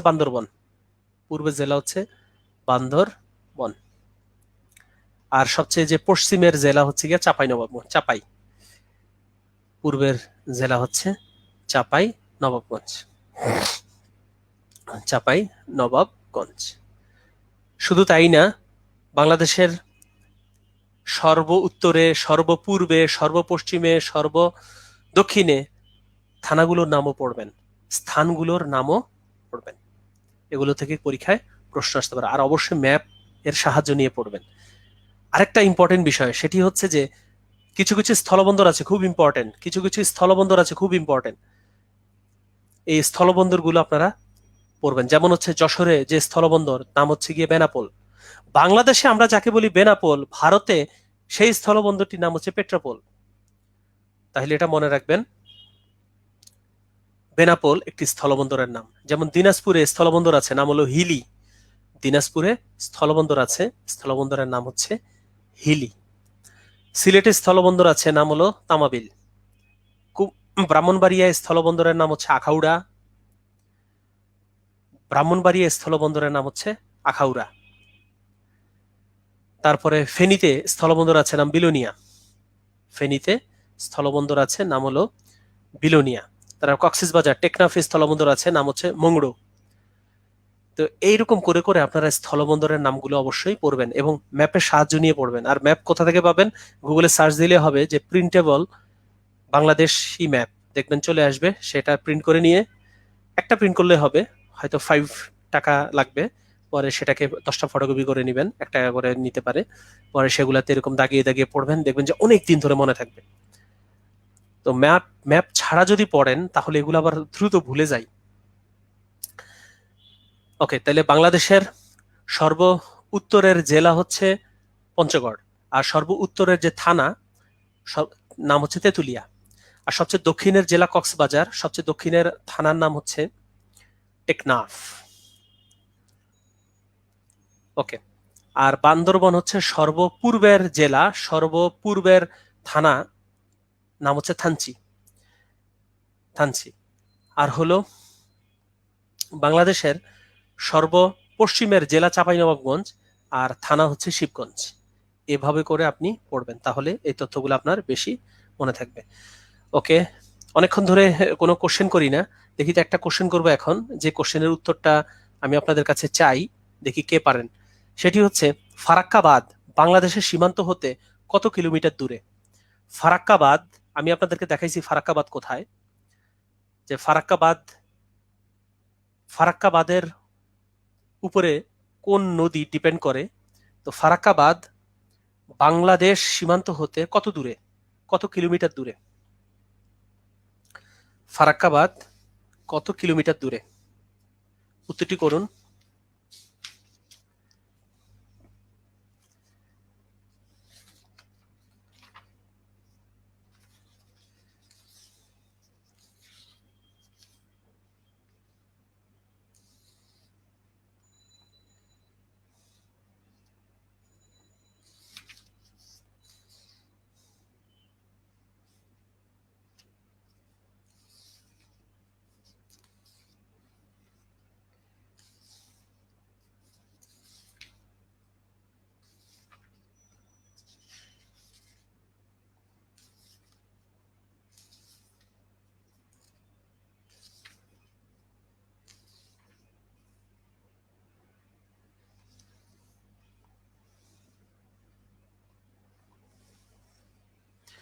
ওকে, তো অনেকে উত্তর করেছেন, এর মধ্যে আমি দেখতে পাচ্ছি 2 জনের উত্তর, 3 জনের উত্তর কারেক্ট হয়েছেন। তারা হচ্ছে সাগরকান্তি দে, আহ, নসীন নাহিদ, তাম্মি, তারপরে হচ্ছে নিপা। তার উত্তর কারেক্ট হয়েছে। সেটি হচ্ছে যে বাংলাদেশের সীমান্ত হতে ফারাক্কাবাদ হচ্ছে 16.5 কিলোমিটার দূরে। আবার বলছি, যাদের উত্তরটা জানা নাই তারা একটু উত্তরটা লিখে নেন, তারা উত্তরটি লিখে নেন, যে ফারাক্কাবাদ হচ্ছে বাংলাদেশের সীমান্ত হতে 16.5 কিলোমিটার দূরে। ওকে, এবার আমি আপনাদেরকে আরেকটা টপিক নিয়ে আলোচনা করব, যে টপিক থেকে আপনার পরীক্ষায় প্রশ্ন আসতে পারে এবং খুবই বেশি ইম্পর্টেন্ট। সেটি হচ্ছে, আমরা জানি 1971 সালে মহান মুক্তিযুদ্ধ হয়েছিল। সে মহান মুক্তিযুদ্ধে আমরা 1971 সালে 16 ডিসেম্বর বিজয় লাভ করি। পরবর্তীতে বাংলাদেশ বিভিন্ন আন্তর্জাতিক সংস্থার সদস্যপদ লাভ করেছে। বাংলাদেশ বিভিন্ন আন্তর্জাতিক সংস্থার সদস্যপদ লাভ করেছে। আপনাদের কাছে কোশ্চেন, বাংলাদেশ সর্বপ্রথম কোন আন্তর্জাতিক সংস্থার সদস্যপদ লাভ করে? কমেন্টে জানিয়ে দিন। বাংলাদেশ সর্বপ্রথম কোন আন্তর্জাতিক সংস্থার সদস্যপদ লাভ করে? বাংলাদেশ সর্বপ্রথম কোন আন্তর্জাতিক সংস্থার সদস্যপদ লাভ করে? এটা কিন্তু খুব ইম্পর্টেন্ট কোশ্চেন।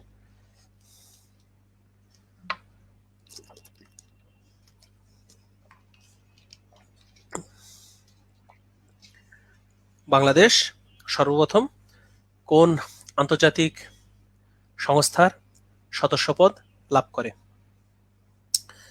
ওকে, তো বাংলাদেশ সর্বপ্রথম কোন আন্তর্জাতিক সংস্থার সদস্যপদ লাভ করে? তো সেটি হচ্ছে কমনওয়েলথ। ধন্যবাদ, অনেকেই কারেক্ট উত্তর করেছেন কমনওয়েলথ। Commonwealth, Commonwealth. অনেকে জিজ্ঞাসা করেন যে স্যার এখানে কয়টা পড়বো? কমনওয়েলথ, কমনওয়েলথ সেটা হচ্ছে শুধু সাল লাগবে, মানে তারিখ লাগবে না। কমনওয়েলথ হচ্ছে 1972 সাল। 1971-এর 16 ডিসেম্বর আমরা বিজয় লাভ করেছি। 1972 সালেই বাংলাদেশ কমনওয়েলথের সদস্যপদ লাভ করে। আর কেউ যদি আরো একটু বেশি পড়তে চান, একটু ডিটেলস পড়তে চান, সেক্ষেত্রে যেহেতু এটা ফার্স্ট, সুতরাং এটা একটু শিখেই রাখেন যে 18 এপ্রিল, 18 এপ্রিল, 18 এপ্রিল যে কমনওয়েলথ বাংলাদেশ, বাংলাদেশ 1972 সালের 18 এপ্রিল কমনওয়েলথের সদস্যপদ লাভ করে। এরপর আর কি কি লাগবে? বেশি লাগবে না, আর অল্প কয়েকটা লাগবে। সেটা হচ্ছে IMF, IMF international monetary fund, এটা 1972 বাংলাদেশ আইএমএফ এর সদস্যপদ লাভ করে 1972 সালে। এরপরে লাগবে হচ্ছে ওআইসি, ওআইসি বাংলাদেশ ওআইসির সদস্যপদ লাভ করে 1900 বাংলাদেশ ওআইসির সদস্যপদ লাভ করে 1974 সালে, 1974 সালে। তবে এর আগে বাংলাদেশ জাতিসংঘের সদস্যপদ লাভ করে, ইউএন, ইউনাইটেড নেশন, সেটা হচ্ছে 17 সেপ্টেম্বর, 17 সেপ্টেম্বর, 17 সেপ্টেম্বর 1974, 1974, 17 সেপ্টেম্বর 1974। আর Bangladesh WTO, world trade organization, world trade organization এর সদস্যপদ লাভ করে 1 জানুয়ারি, 1 জানুয়ারি বাংলাদেশ ডব্লিউটিওর সদস্যপদ লাভ করে 1 জানুয়ারি 1995। এই অল্প কয়টা দিচ্ছি, এখনই মুখস্থ করে নেন, আর পড়া লাগবে না। 1 জানুয়ারি আর পড়া লাগবে না। আর হচ্ছে আইসিসি, আইসিসি, আইসিসি এর সদস্যপদ লাভ করে হচ্ছে 2010 সালে। এই কয়েকটা পড়বেন ভালো করে, মনে মনে রাখেন যে বাংলাদেশ প্রথম কমনওয়েলথের সদস্যপদ লাভ করে, বাংলাদেশ সর্বপ্রথম হচ্ছে কমনওয়েলথের সদস্যপদ লাভ করে 1972 সালের 18 এপ্রিল, আইএমএফ এর সদস্যপদ লাভ করে 1972 সালে, আর জাতিসংঘের সদস্যপদ লাভ করে 1974 সালে 17 সেপ্টেম্বর।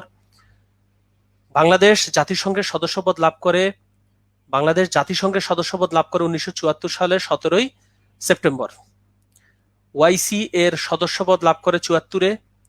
ডাব্লিউটিও, ওয়ার্ল্ড ট্রেড অর্গানাইজেশনের সদস্যপদ লাভ করে 1995 সালের 1 জানুয়ারি। বাংলাদেশ যেহেতু ওয়ার্ল্ড ট্রেড অর্গানাইজেশনের সদস্য, এ কারণে বাংলাদেশ মুক্ত বাণিজ্য অর্থনীতিতে হেল্প করতে হয় বাংলাদেশকে, বাংলাদেশকেও মুক্ত বাণিজ্য অর্থনীতিতে হেল্প করতে। এই জন্যই দেখবেন যে মাল্টি ন্যাশনাল যে কোম্পানিগুলো, বিশেষ করে ইউনিলিভার, তারা দেখবেন বাংলাদেশে বিজনেস চালাচ্ছে। এগুলোর কারণ হচ্ছে বাংলাদেশ ডব্লিউটিও, ওয়ার্ল্ড ট্রেড অর্গানাইজেশনের সদস্য। বাংলাদেশ আইসিসি এর সদস্যপদ লাভ করে 2010 সালে। এই যে 2010 সালে যে আইসিসি এর সদস্যপদ লাভ করে, কে আইসিসি এর ফুল নেম বলতে পারবেন? এই যে বাংলাদেশ আইসিসি এর সদস্যপদ লাভ করে 2010 সালে, কে আইসিসি এর ফুল নেম বলতে পারবেন? আইসিসি এর ফুল নেম,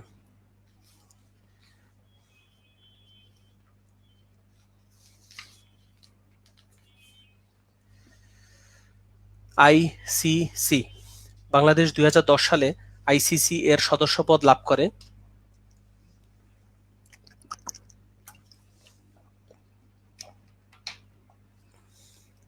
গুড, এই যে সবাই কারেক্ট উত্তর দিচ্ছেন যে বাংলাদেশ 2010 সালে আইসিসি এর সদস্যপদ লাভ করে। এই যে দেখেন, অনেকেই কিন্তু আপনারা কারেক্ট উত্তর দিচ্ছেন, অনেকের উত্তর ভুল হচ্ছে, কিন্তু কোনো সমস্যা নাই, আপনি চেষ্টা করছেন, এটাই বড় বিষয়। তো এখন আপনি কেমন পারেন, আপনার প্রিপারেশন কেমন, এই জিনিসটার জন্য আপনাকে পরীক্ষা দিতে হবে। আর যার জন্যই হচ্ছে 20 তারিখ, 22 তারিখ, 24 তারিখে আপনাদের পরীক্ষা আছে। আর এই পরীক্ষার রেজিস্ট্রেশনের লাস্ট ডেট হচ্ছে 15 ফেব্রুয়ারি, 15 তারিখ সোমবার, এই সোমবার আপনারা রেজিস্ট্রেশন করে ফেলবেন। মাত্র ফি হচ্ছে 155 টাকা। ওকে, এবার আমরা আলোচনা করব হচ্ছে একটা জিনিস নিয়ে, যে জিনিসটা আমার নিজেরও কনফিউশন ছিল, পরবর্তীতে আমি সেই কনফিউশন দূর করে ফেলছি। যে দেখেন, আপনাদেরকে একটু বুঝিয়ে দিচ্ছি, সেটা হচ্ছে মুঘল শাসক। ওকে, মাগরিবের আজান হচ্ছে, কোনো সমস্যা নাই, আমরা 6টা 15 পর্যন্ত কন্টিনিউ করব, তারপরে আপনাদের ক্লাস শেষ হয়ে যাবে, আপনারা নামাজ পড়ার সময় পাবেন, নো টেনশন। তো যে মুঘল শাসক, মুঘল শাসক, মুঘল শাসক বসতেন হচ্ছে দিল্লিতে, যে মুঘল শাসক বসতেন হচ্ছে দিল্লিতে। আর বাংলার সুবাদার, তিনি বাংলার সুবাদার, বাংলার সুবাদার, সুবাদার। আর হচ্ছে কর্ম, কি করেছেন সেটা, কি করেছেন সেটা। এখন শুনেন, এই যে মুঘল শাসক, আপনারা জানেন জহিরুদ্দিন মোহাম্মদ বাবর মুঘল সাম্রাজ্যের প্রতিষ্ঠা করেন, মুঘল সাম্রাজ্যের প্রতিষ্ঠা করেন জহিরুদ্দিন মোহাম্মদ বাবর। আমি কিন্তু সবসময় যেটা করতাম সেটা হচ্ছে আমি সাম্প্রতিক জিনিসগুলোকে কম জোর দিতাম। সাম্প্রতিক জিনিস যেমন মনে করেন অর্থনৈতিক সমীক্ষা, বাজেট, এই জিনিসগুলোতে আমি একটু কমই জোর দিতাম। মানে এখানের মধ্যে যেগুলো সবচেয়ে ইম্পর্টেন্ট, যেমন মাথাপিছু আয়, এই টাইপের কিছু ছাড়া এগুলো বেশি একটা পড়তাম না। আমি সবচেয়ে বেশি জোর দিতাম হচ্ছে ইতিহাস, মানে ইতিহাস ভিত্তিক, এই ইতিহাস ভিত্তিক সাধারণ জ্ঞানগুলো। যেমন মনে করেন যে আপনারা জানেন ইখতিয়ার উদ্দিন মোহাম্মদ বিন বখতিয়ার খলজি, ইখতিয়ার উদ্দিন মোহাম্মদ বিন বখতিয়ার খলজি 1204 সালে নদিয়া জয় করেছেন, যে উনার ভয়ে রাজা লক্ষণ সেন পালিয়ে গেছেন। ওকে, এরপরে এই যে এরপরে এই যে বাবর, দ্যাট ইজ জহিরুদ্দিন মোহাম্মদ বাবর, উনি মুঘল সাম্রাজ্য প্রতিষ্ঠা করেন। তো বাবর, উনার সময়ে বাংলায় কোনো সুবাদার ছিল না।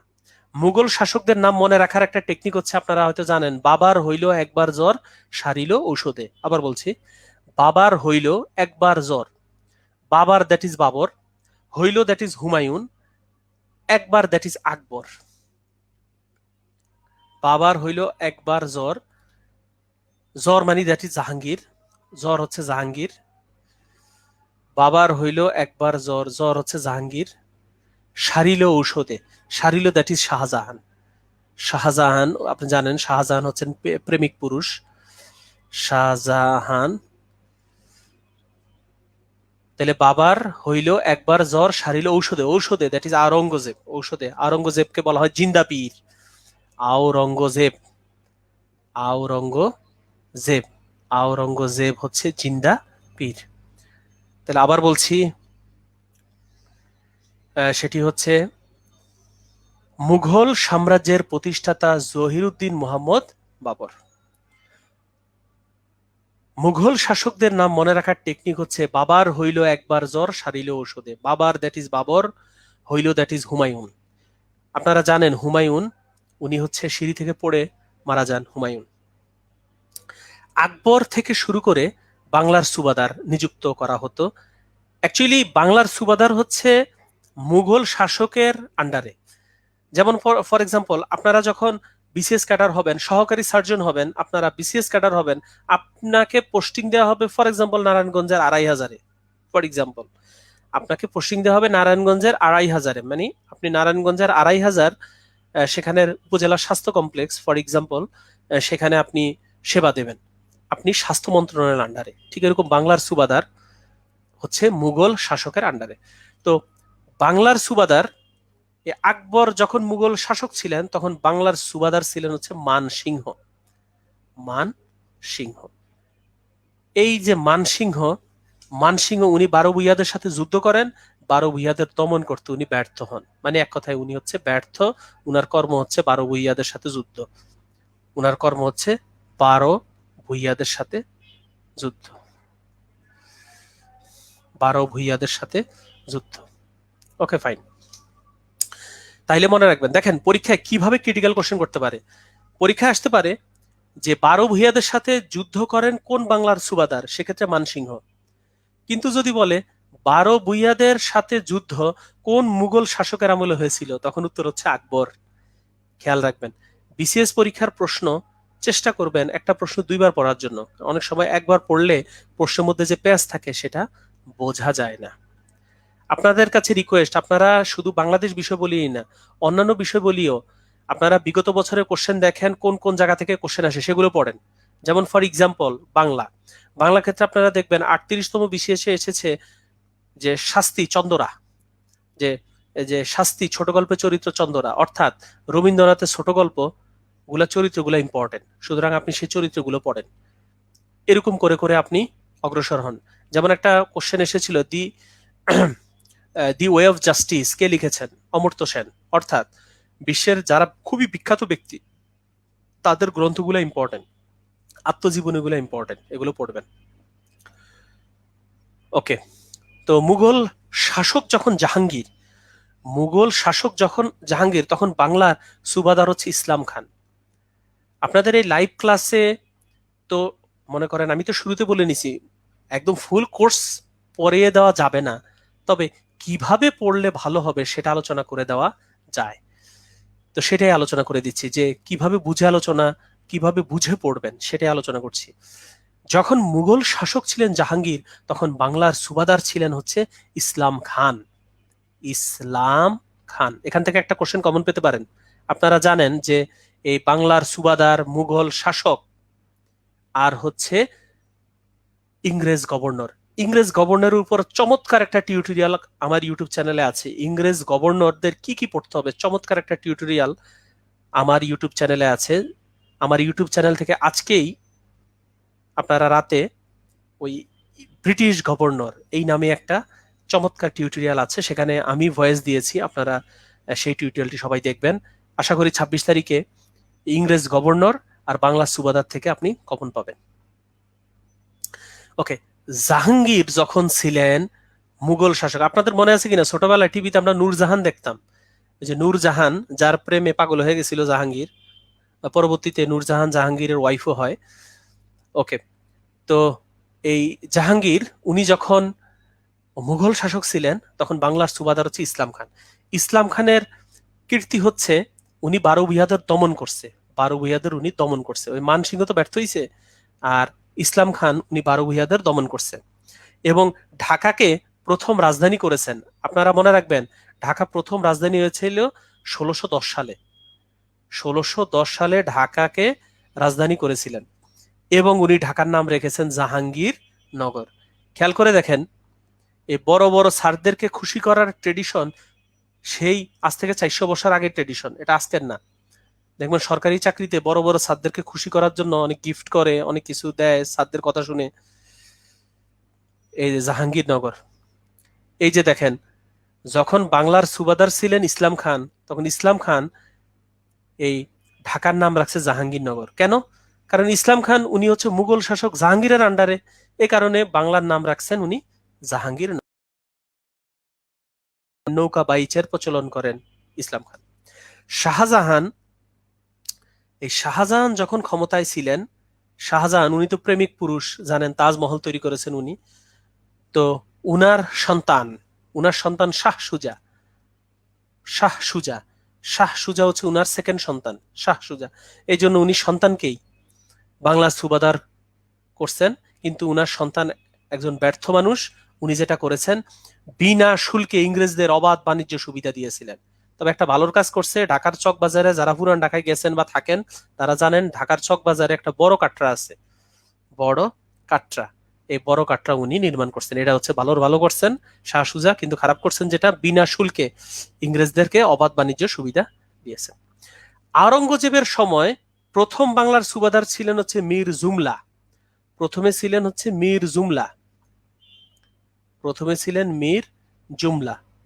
আমাদের ক্লাস 6টা 15 পর্যন্ত হবে, তারপর আপনারা নামাজ পড়তে পারবেন, আমিও নামাজ পড়বো। তো সুতরাং বাকিটা কন্টিনিউ করেন। প্রথমে ছিল মীর জুমলা, পরবর্তীতে মীর জুমলার মৃত্যুর পর শায়েস্তা খান। এখানের মধ্যে মীর জুমলা উনি মীর জুমলা যেটা করেছেন তিনি হচ্ছে ঢাকা গেট। আপনারা সম্ভবত ঢাকা গেট দেখেছেন, ঢাকা বিশ্ববিদ্যালয়ের মধ্যে ঢাকা গেট, ঢাকা বিশ্ববিদ্যালয়ের মধ্যে ঢাকা গেট, এই ঢাকা গেট নির্মাণ করেছেন মীর জুমলা। আসাম ও কুচবিহার মুঘল সাম্রাজ্যভুক্ত করেছেন। আর শায়েস্তা খানের যে অবদান, শায়েস্তা খানের অবদান হচ্ছে, মনে রাখবেন, 7 গম্বুজ মসজিদ, 7 গম্বুজ, গম্বুজ, এই মসজিদটা হচ্ছে মোহাম্মদপুরে। 7 গম্বুজ মসজিদ নির্মাণ করেন হচ্ছে শায়েস্তা খান। এই 7 গম্বুজ মসজিদ, মসজিদ এটা নির্মাণ করেন শায়েস্তা খান।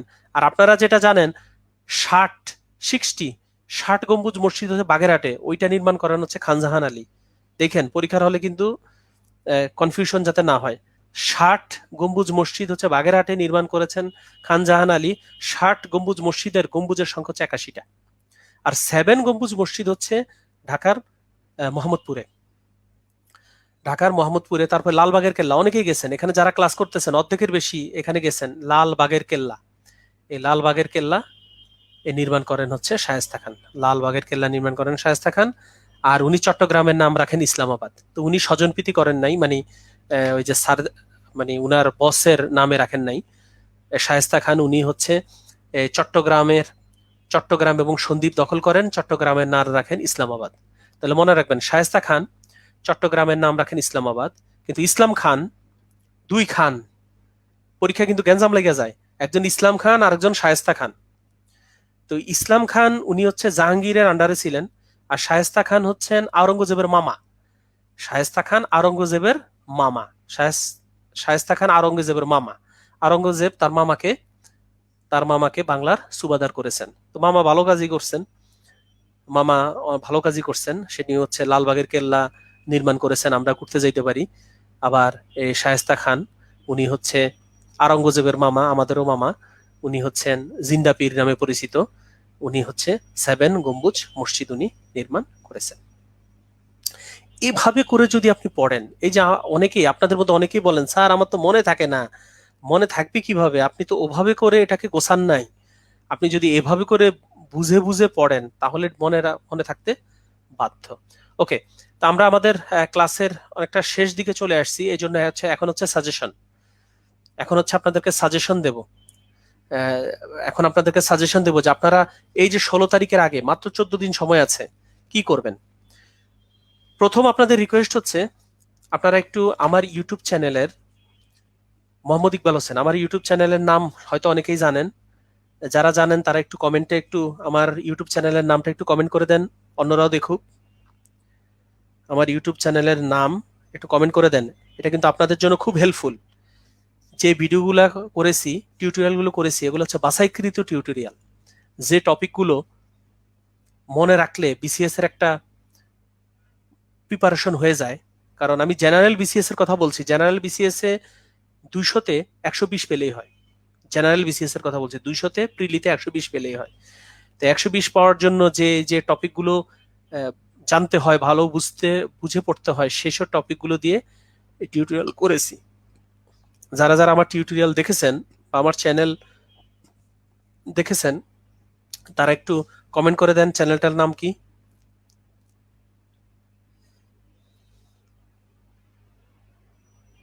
আমি আপনাদেরকে সাজেশন দিয়ে দিচ্ছি, বাংলাদেশ বিষয়বলিতে কি কি পড়বেন সাজেশন দিয়ে দিচ্ছি।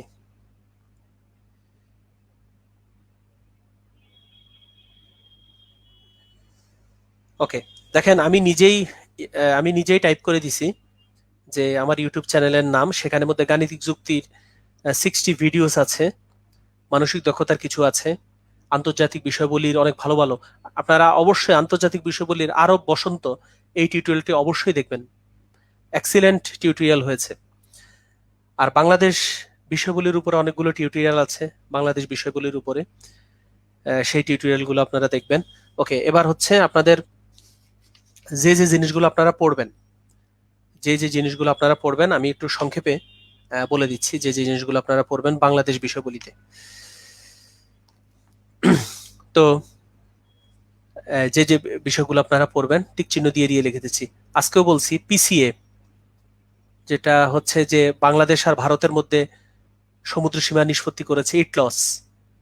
কি কি পড়বেন এখানে, যে কয় তারিখে এ মামলা নিষ্পত্তি হয়েছে বা কয় তারিখে রায় হয়েছে, পিসিএ পূর্ণ নাম, ইটলস এর পূর্ণ নাম, এগুলো পড়বেন। ওকে, এরপর অবশ্যই পড়বেন সেভেন সিস্টার্স। সেভেন সিস্টার্স, যদিও এটা আন্তর্জাতিক বিষয়বলি তো বলেছিলাম, বাংলাদেশ বিষয়বলি তো লাগবে, যেহেতু বাংলাদেশের বিভিন্ন জেলার সাথে এই সেভেন সিস্টার্স এর কয়েকটি প্রভিন্সের সীমানা রয়েছে। সেভেন সিস্টার্স মনে রাখার কৌশল হচ্ছে আমি, অমিত্রী, মনা। আমি, অমিত্রী, মনা। ওকে, এরপরে ছিটমহল পড়বেন। আজকে আলোচনা করি নাই ছিটমহল। ছিটমহল পড়তে গেলে দেখবেন 111 একটা শব্দ আছে, তারপর 51 শব্দ আছে, এই এই সংখ্যাগুলো পড়বেন। ছিটমহল খুব ইম্পর্টেন্ট। তারপর আজকে বলেছি সেটা হচ্ছে স্থলবন্দর, যেমন বেনাপোল, স্থলবন্দর বেনাপোল, হিলি, তামাবিল, বিলোনিয়া, আখাউড়া, এগুলো। তারপর অবশ্যই আপনারা যেটা করবেন, আজকে আলোচনা করেছিলাম সংবিধানের মধ্যে কিন্তু আবার একাধিক জিনিস আছে, যেহেতু 20টার মধ্যে 2টা কোশ্চেন হবে সংবিধানের মধ্যে আজকে আমরা আলোচনা করেছি আর্টিকেল আলোচনা করেছি, তফসিল আলোচনা করেছি, আর আজকে সময়ের জন্য সংশোধনী আলোচনা করি নাই, সংশোধনী যদি আলোচনা করে দিতাম, সংশোধনী এই আজীবনও বলতেন না সংশোধনী। এ পর্যন্ত 17টা সংশোধনী হয়েছে। এই যে সংবিধান সংশোধনী হয়েছে 17টা।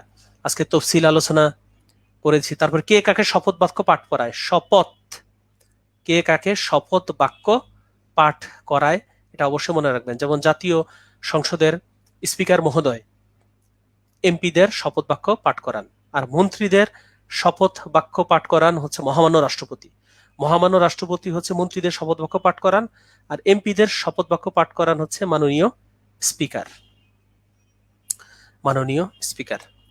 তাহলে কে কাকে শপথ পড়ান এটা অবশ্যই আপনারা পড়বেন। এরপরে একটা জিনিস আজকে আলোচনা করি নাই, প্রাচীন জনপদ,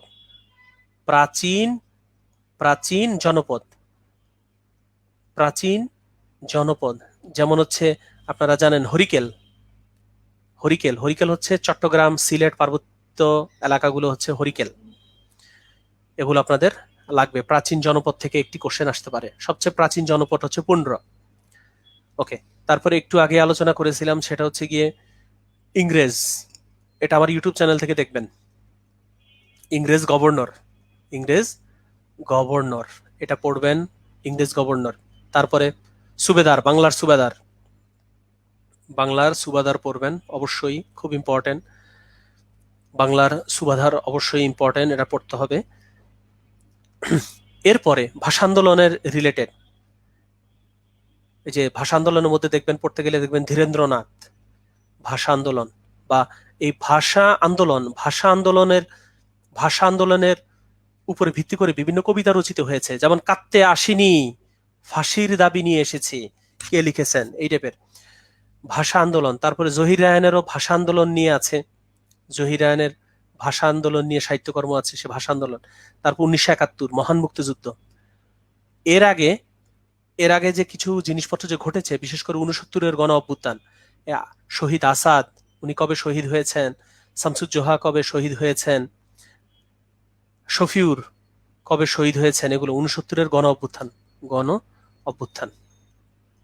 69-এর গণ অভ্যুত্থান, এগুলো আপনারা পড়বেন। আমি কিন্তু একদম শর্ট করে দিচ্ছি, এগুলো পড়লেই দেখবেন কমন পাবেন, কারণ আমি তো এগুলা নিয়ে মোটামুটি অনেক স্টাডি করেছি।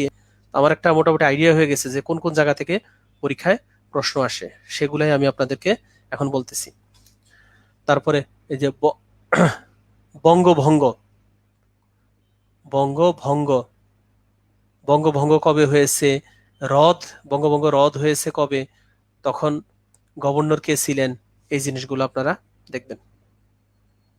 6 দফা, 6 পয়েন্ট,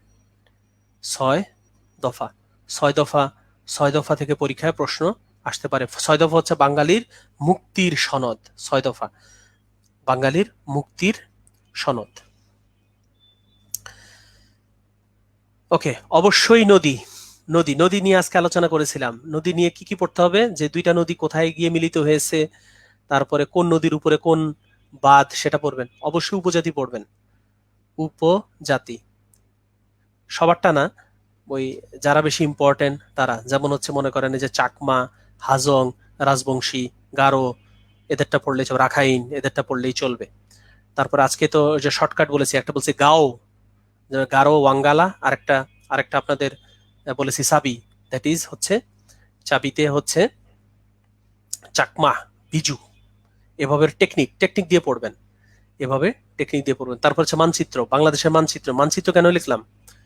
মানচিত্র দেওয়া তার মানে এতে আপনি বুঝবেন যে বাংলাদেশের উত্তরে কোন জেলা, দক্ষিণে কোন জেলা, পূর্বে কোন জেলা, পশ্চিমে কোন জেলা, তারপরে কোন জেলার সাথে ভারতের সীমানা আছে, কোন জেলার সাথে নাই, এগুলা দেখবেন। তারপর ফসলের উন্নত জাত, ফসলের, আপনারা যেটা করেন বইয়ের একদিক থেকে পড়া শুরু করেন, আলটিমেটলি 10-20 পাতা পড়ার পরে ধৈর্য হারিয়ে যায়, ওইটা করবেন না।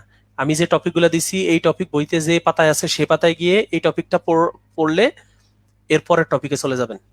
তাহলে ফসলের উন্নত জাত, ফসলের উন্নত জাত, এখান থেকে পরীক্ষা কিন্তু প্রশ্ন আসবে, ফসলের উন্নত জাত থেকে পরীক্ষা প্রশ্ন আসবে। তারপরে যেহেতু নদী বলছি, তাহলে নদী বলছি যেহেতু আর একটু হাইলাইট করে দিই, বাঁধ, এই যে ফারাক্কা বাঁধ, টিপাইমুখ বাঁধ, তিস্তা, এগুলো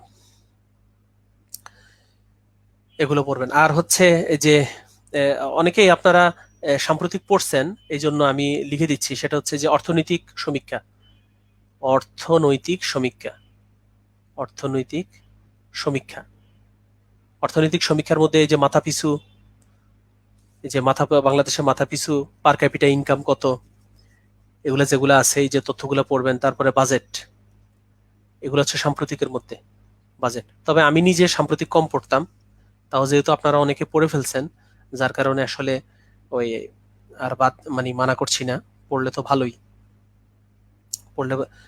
সবচেয়ে ইম্পর্টেন্ট একটা বিষয় আছে, বাংলাদেশে বিভিন্ন স্থাপত্য আছে, ভাস্কর্য আছে, যেমন হচ্ছে স্বোপার্জিত স্বাধীনতা, বিজয় কেতন। তো আমি এটাকে এভাবে লিখে দিচ্ছি, স্থাপত্য, স্থাপত্য মানে হচ্ছে ভাস্কর্য, ভাস্কর্য, স্থাপত্য, ভাস্কর্য, স্থাপত্য, ভাস্কর্য। এখান থেকে একটা প্রশ্ন পরীক্ষায় কমন আসতে পারে, ভাস্কর্য। আর অল্প আর 3-4টা টপিক দিয়েই আমাদের এগুলোই সাজেশন। ওকে, যেহেতু বাংলাদেশ আপনারা জানেন, বাংলাদেশ এখন স্যাটেলাইট আছে, Bangabandhu satellite, Bangabandhu satellite, Bangabandhu satellite নিয়ে পড়বেন। স্যাটেলাইট, এটা আমি একবারই লিখে দিতে পারতাম যে মেগা প্রজেক্ট, তো তাও আপনাদেরকে একটু উল্লেখ করে দিচ্ছি, নাইলে দেখা যাবে মেগা প্রজেক্ট আপনারা তো বুঝবেন না ভালো করে। Bangabandhu satellite, Padma bridge, Padma bridge, Padma সেতু, পদ্মা সেতু, পদ্মা সেতু থেকে একটা কোশ্চেন পাবেন, পদ্মা সেতু থেকে একটা কোশ্চেন পাবেন যে পদ্মা সেতুর দৈর্ঘ্য কত, পদ্মা সেতুর প্রস্থ কত, পদ্মা সেতুতে কয়টা স্প্যান, কয়টা পিলার, পদ্মা সেতুতে কয়টা স্প্যান, কয়টা পিলার, এগুলা নিয়ে কোশ্চেন পাবেন। পদ্মা সেতু যুক্ত করেছে হচ্ছে মুন্সিগঞ্জ আর ওখানে শরীয়তপুর, মুন্সিগঞ্জের মাওয়া, শরীয়তপুরে জাজিরা। তারপর মেট্রো রেল, এই মেট্রো রেল থেকে আসতে পারে, মেট্রো রেল কোশ্চেন। তারপর হচ্ছে রূপপুর পারমাণবিক বিদ্যুৎ কেন্দ্র, এগুলো সাম্প্রতিকের মধ্যেও ফেলতে পারেন। রূপপুর, রূপপুর পারমাণবিক বিদ্যুৎ কেন্দ্র, রূপপুর পারমাণবিক বিদ্যুৎ কেন্দ্র। ওকে, আর সবশেষে একটা টপিক দিয়ে দিই, সেই টপিকটা হচ্ছে, সবশেষে যে একটা টপিক দিয়ে দিই সেটা হচ্ছে এই যে জাতিসংঘে বাংলাদেশ, যদি এটার সাথে আন্তর্জাতিকের মিল আছে, তাহলে রূপপুর পারমাণবিক বিদ্যুৎ কেন্দ্র, পারমাণবিক বিদ্যুৎ কেন্দ্র সম্পর্কে যে টপিক, এগুলো জানবেন। আর হচ্ছে ওই ইউএন, জাতিসংঘে বাংলাদেশ, ইউএন অ্যান্ড বাংলাদেশ, এখানে ইউএন অ্যান্ড বাংলাদেশ, যেমন 1000 বছরের শ্রেষ্ঠ বাঙালি বঙ্গবন্ধু শেখ মুজিবুর রহমান জাতিসংঘে বাংলাতে ভাষণ দিয়েছিলেন, তাহলে ইউএন অ্যান্ড বাংলাদেশ। তারপরে হচ্ছে জাতিসংঘের সাধারণ পরিষদে সভাপতিত্ব করেছিল বাংলাদেশ, জাতিসংঘের নিরাপত্তা পরিষদের, জাতিসংঘের নিরাপত্তা পরিষদের অস্থায়ী সদস্যপদ লাভ করেছে বাংলাদেশ। এই জিনিসগুলো আপনাদেরকে জানতে হবে। জাতিসংঘে বাংলাদেশে যে কর্মরত যারা যারা ছিলেন, যেমন একজন আছেন হুমায়ুন রশিদ চৌধুরী, এই জিনিসগুলো আপনাদেরকে জানতে হবে। তো আপনাদেরকে শর্ট করে দিছি, কারণ সাজেশন বলতে আমি বোঝাই, সাজেশন মানে হচ্ছে অল্প। আমি যদি এখন সব দিয়ে দিই তাহলে এটা সাজেশন হয় না। এই টপিকগুলো আপনারা অবশ্যই, যারা এখনো গোছান নাই তারা এগুলো গোছান। আর যারা আজকে শুরু থেকেই ক্লাসটা করছেন তারা জানেন সংবিধানের আর্টিকেল সাজেশনও দিয়ে দিছি যে কোন কোন আর্টিকেল পড়বেন। তফসিল এখানে বসায় মুখস্থ করে দিছি, 7টা তফসিল। তারপর সংবিধান সংশোধনী, 17টা সংশোধনী হয়েছে। যদি আলোচনা করতাম তাইলে দেখতেন যে ওইটাও আপনাদের মুখস্থ হয়ে যেত, যে 17টা সংশোধনীর মধ্যে 1 থেকে 4 নাম্বার সংশোধনী করেছেন জাতির জনক বঙ্গবন্ধু শেখ মুজিবুর রহমান। 5ম সংশোধনী যখন হয়েছিল তখন ক্ষমতায় ছিলেন জিয়াউর রহমান। তারপরে হচ্ছে এই বর্তমানে মাননীয় প্রধানমন্ত্রী শেখ হাসিনা, উনার আমলে সংবিধানের সংশোধনী হয়েছে 3টা, 14, 15, 16, 17, 4টা। 14, 15, 16, 17, 4টা হয়েছে হচ্ছে মাননীয় প্রধানমন্ত্রী শেখ হাসিনার সময়ে সংবিধান সংশোধনী। ওকে, তো আমাদের মাগরিবের সময় এখনো আছে, আপনারা মাগরিবের নামাজ আদায় করে নেন যারা মুসলিম আছেন। আর আপনাদেরকে সবাইকে ধন্যবাদ যে এই যে ধৈর্য ধরে যে আপনারা ক্লাসটা করেছেন, সবাইকে ধন্যবাদ দিচ্ছি এবং সবার জন্য দোয়া করছি যাতে আগামী 26 তারিখের পরীক্ষায় আপনারা যাতে ভালো করতে পারেন। আর আপনাদের কাছে রিকোয়েস্ট, আপনারা মডেল টেস্ট দেন, কারণ আমি যখন 38তম বিসিএস এর প্রিলি পরীক্ষা 2017 সালের 29 ডিসেম্বর দিয়েছি, এর আগে আমি একটা ফাইনাল মডেল টেস্ট দিয়েছিলাম, সেখানে আমি 200তে 105 পেয়েছি। 105 পাওয়ার পরে আমার মধ্যে একটা কনফিডেন্স আসছে যে না, আমি যেহেতু ওইটা একটা কোচিং এ পরীক্ষা দিয়েছিলাম, 105 পেয়েছিলাম, তখন আমি একটা কনফিডেন্স পেয়েছি যে যেহেতু আমি কোচিং এর পরীক্ষাতে 105 অর্জন করেছি, তাহলে আমার বিসিএস পরীক্ষাতেও ভালো করার কথা। তো আলহামদুলিল্লাহ ওই 38তম বিসিএস এ আমার প্রায় 116 আমি মানে আমার হয়েছিল, 116 পেয়েছিলাম, মানে আমি বাসায় এসে যে মিলাইছি সেটা। এই কারণে মডেল টেস্ট দিন, আপনাদের মডেল টেস্টের ব্যবস্থা আছে। 20 তারিখ, 22 তারিখ, 24 তারিখে মডেল টেস্ট, আর রেজিস্ট্রেশন করতে হবে 155 টাকা, এবং লাস্ট ডেট হচ্ছে এই 15 তারিখে, মানে সোমবারের মধ্যে রেজিস্ট্রেশন করতে হবে। ভালো থাকবেন, সবাইকে থ্যাংক ইউ, সবাইকে ধন্যবাদ এবং সবাইকে সালাম দিচ্ছি। আসসালামু আলাইকুম।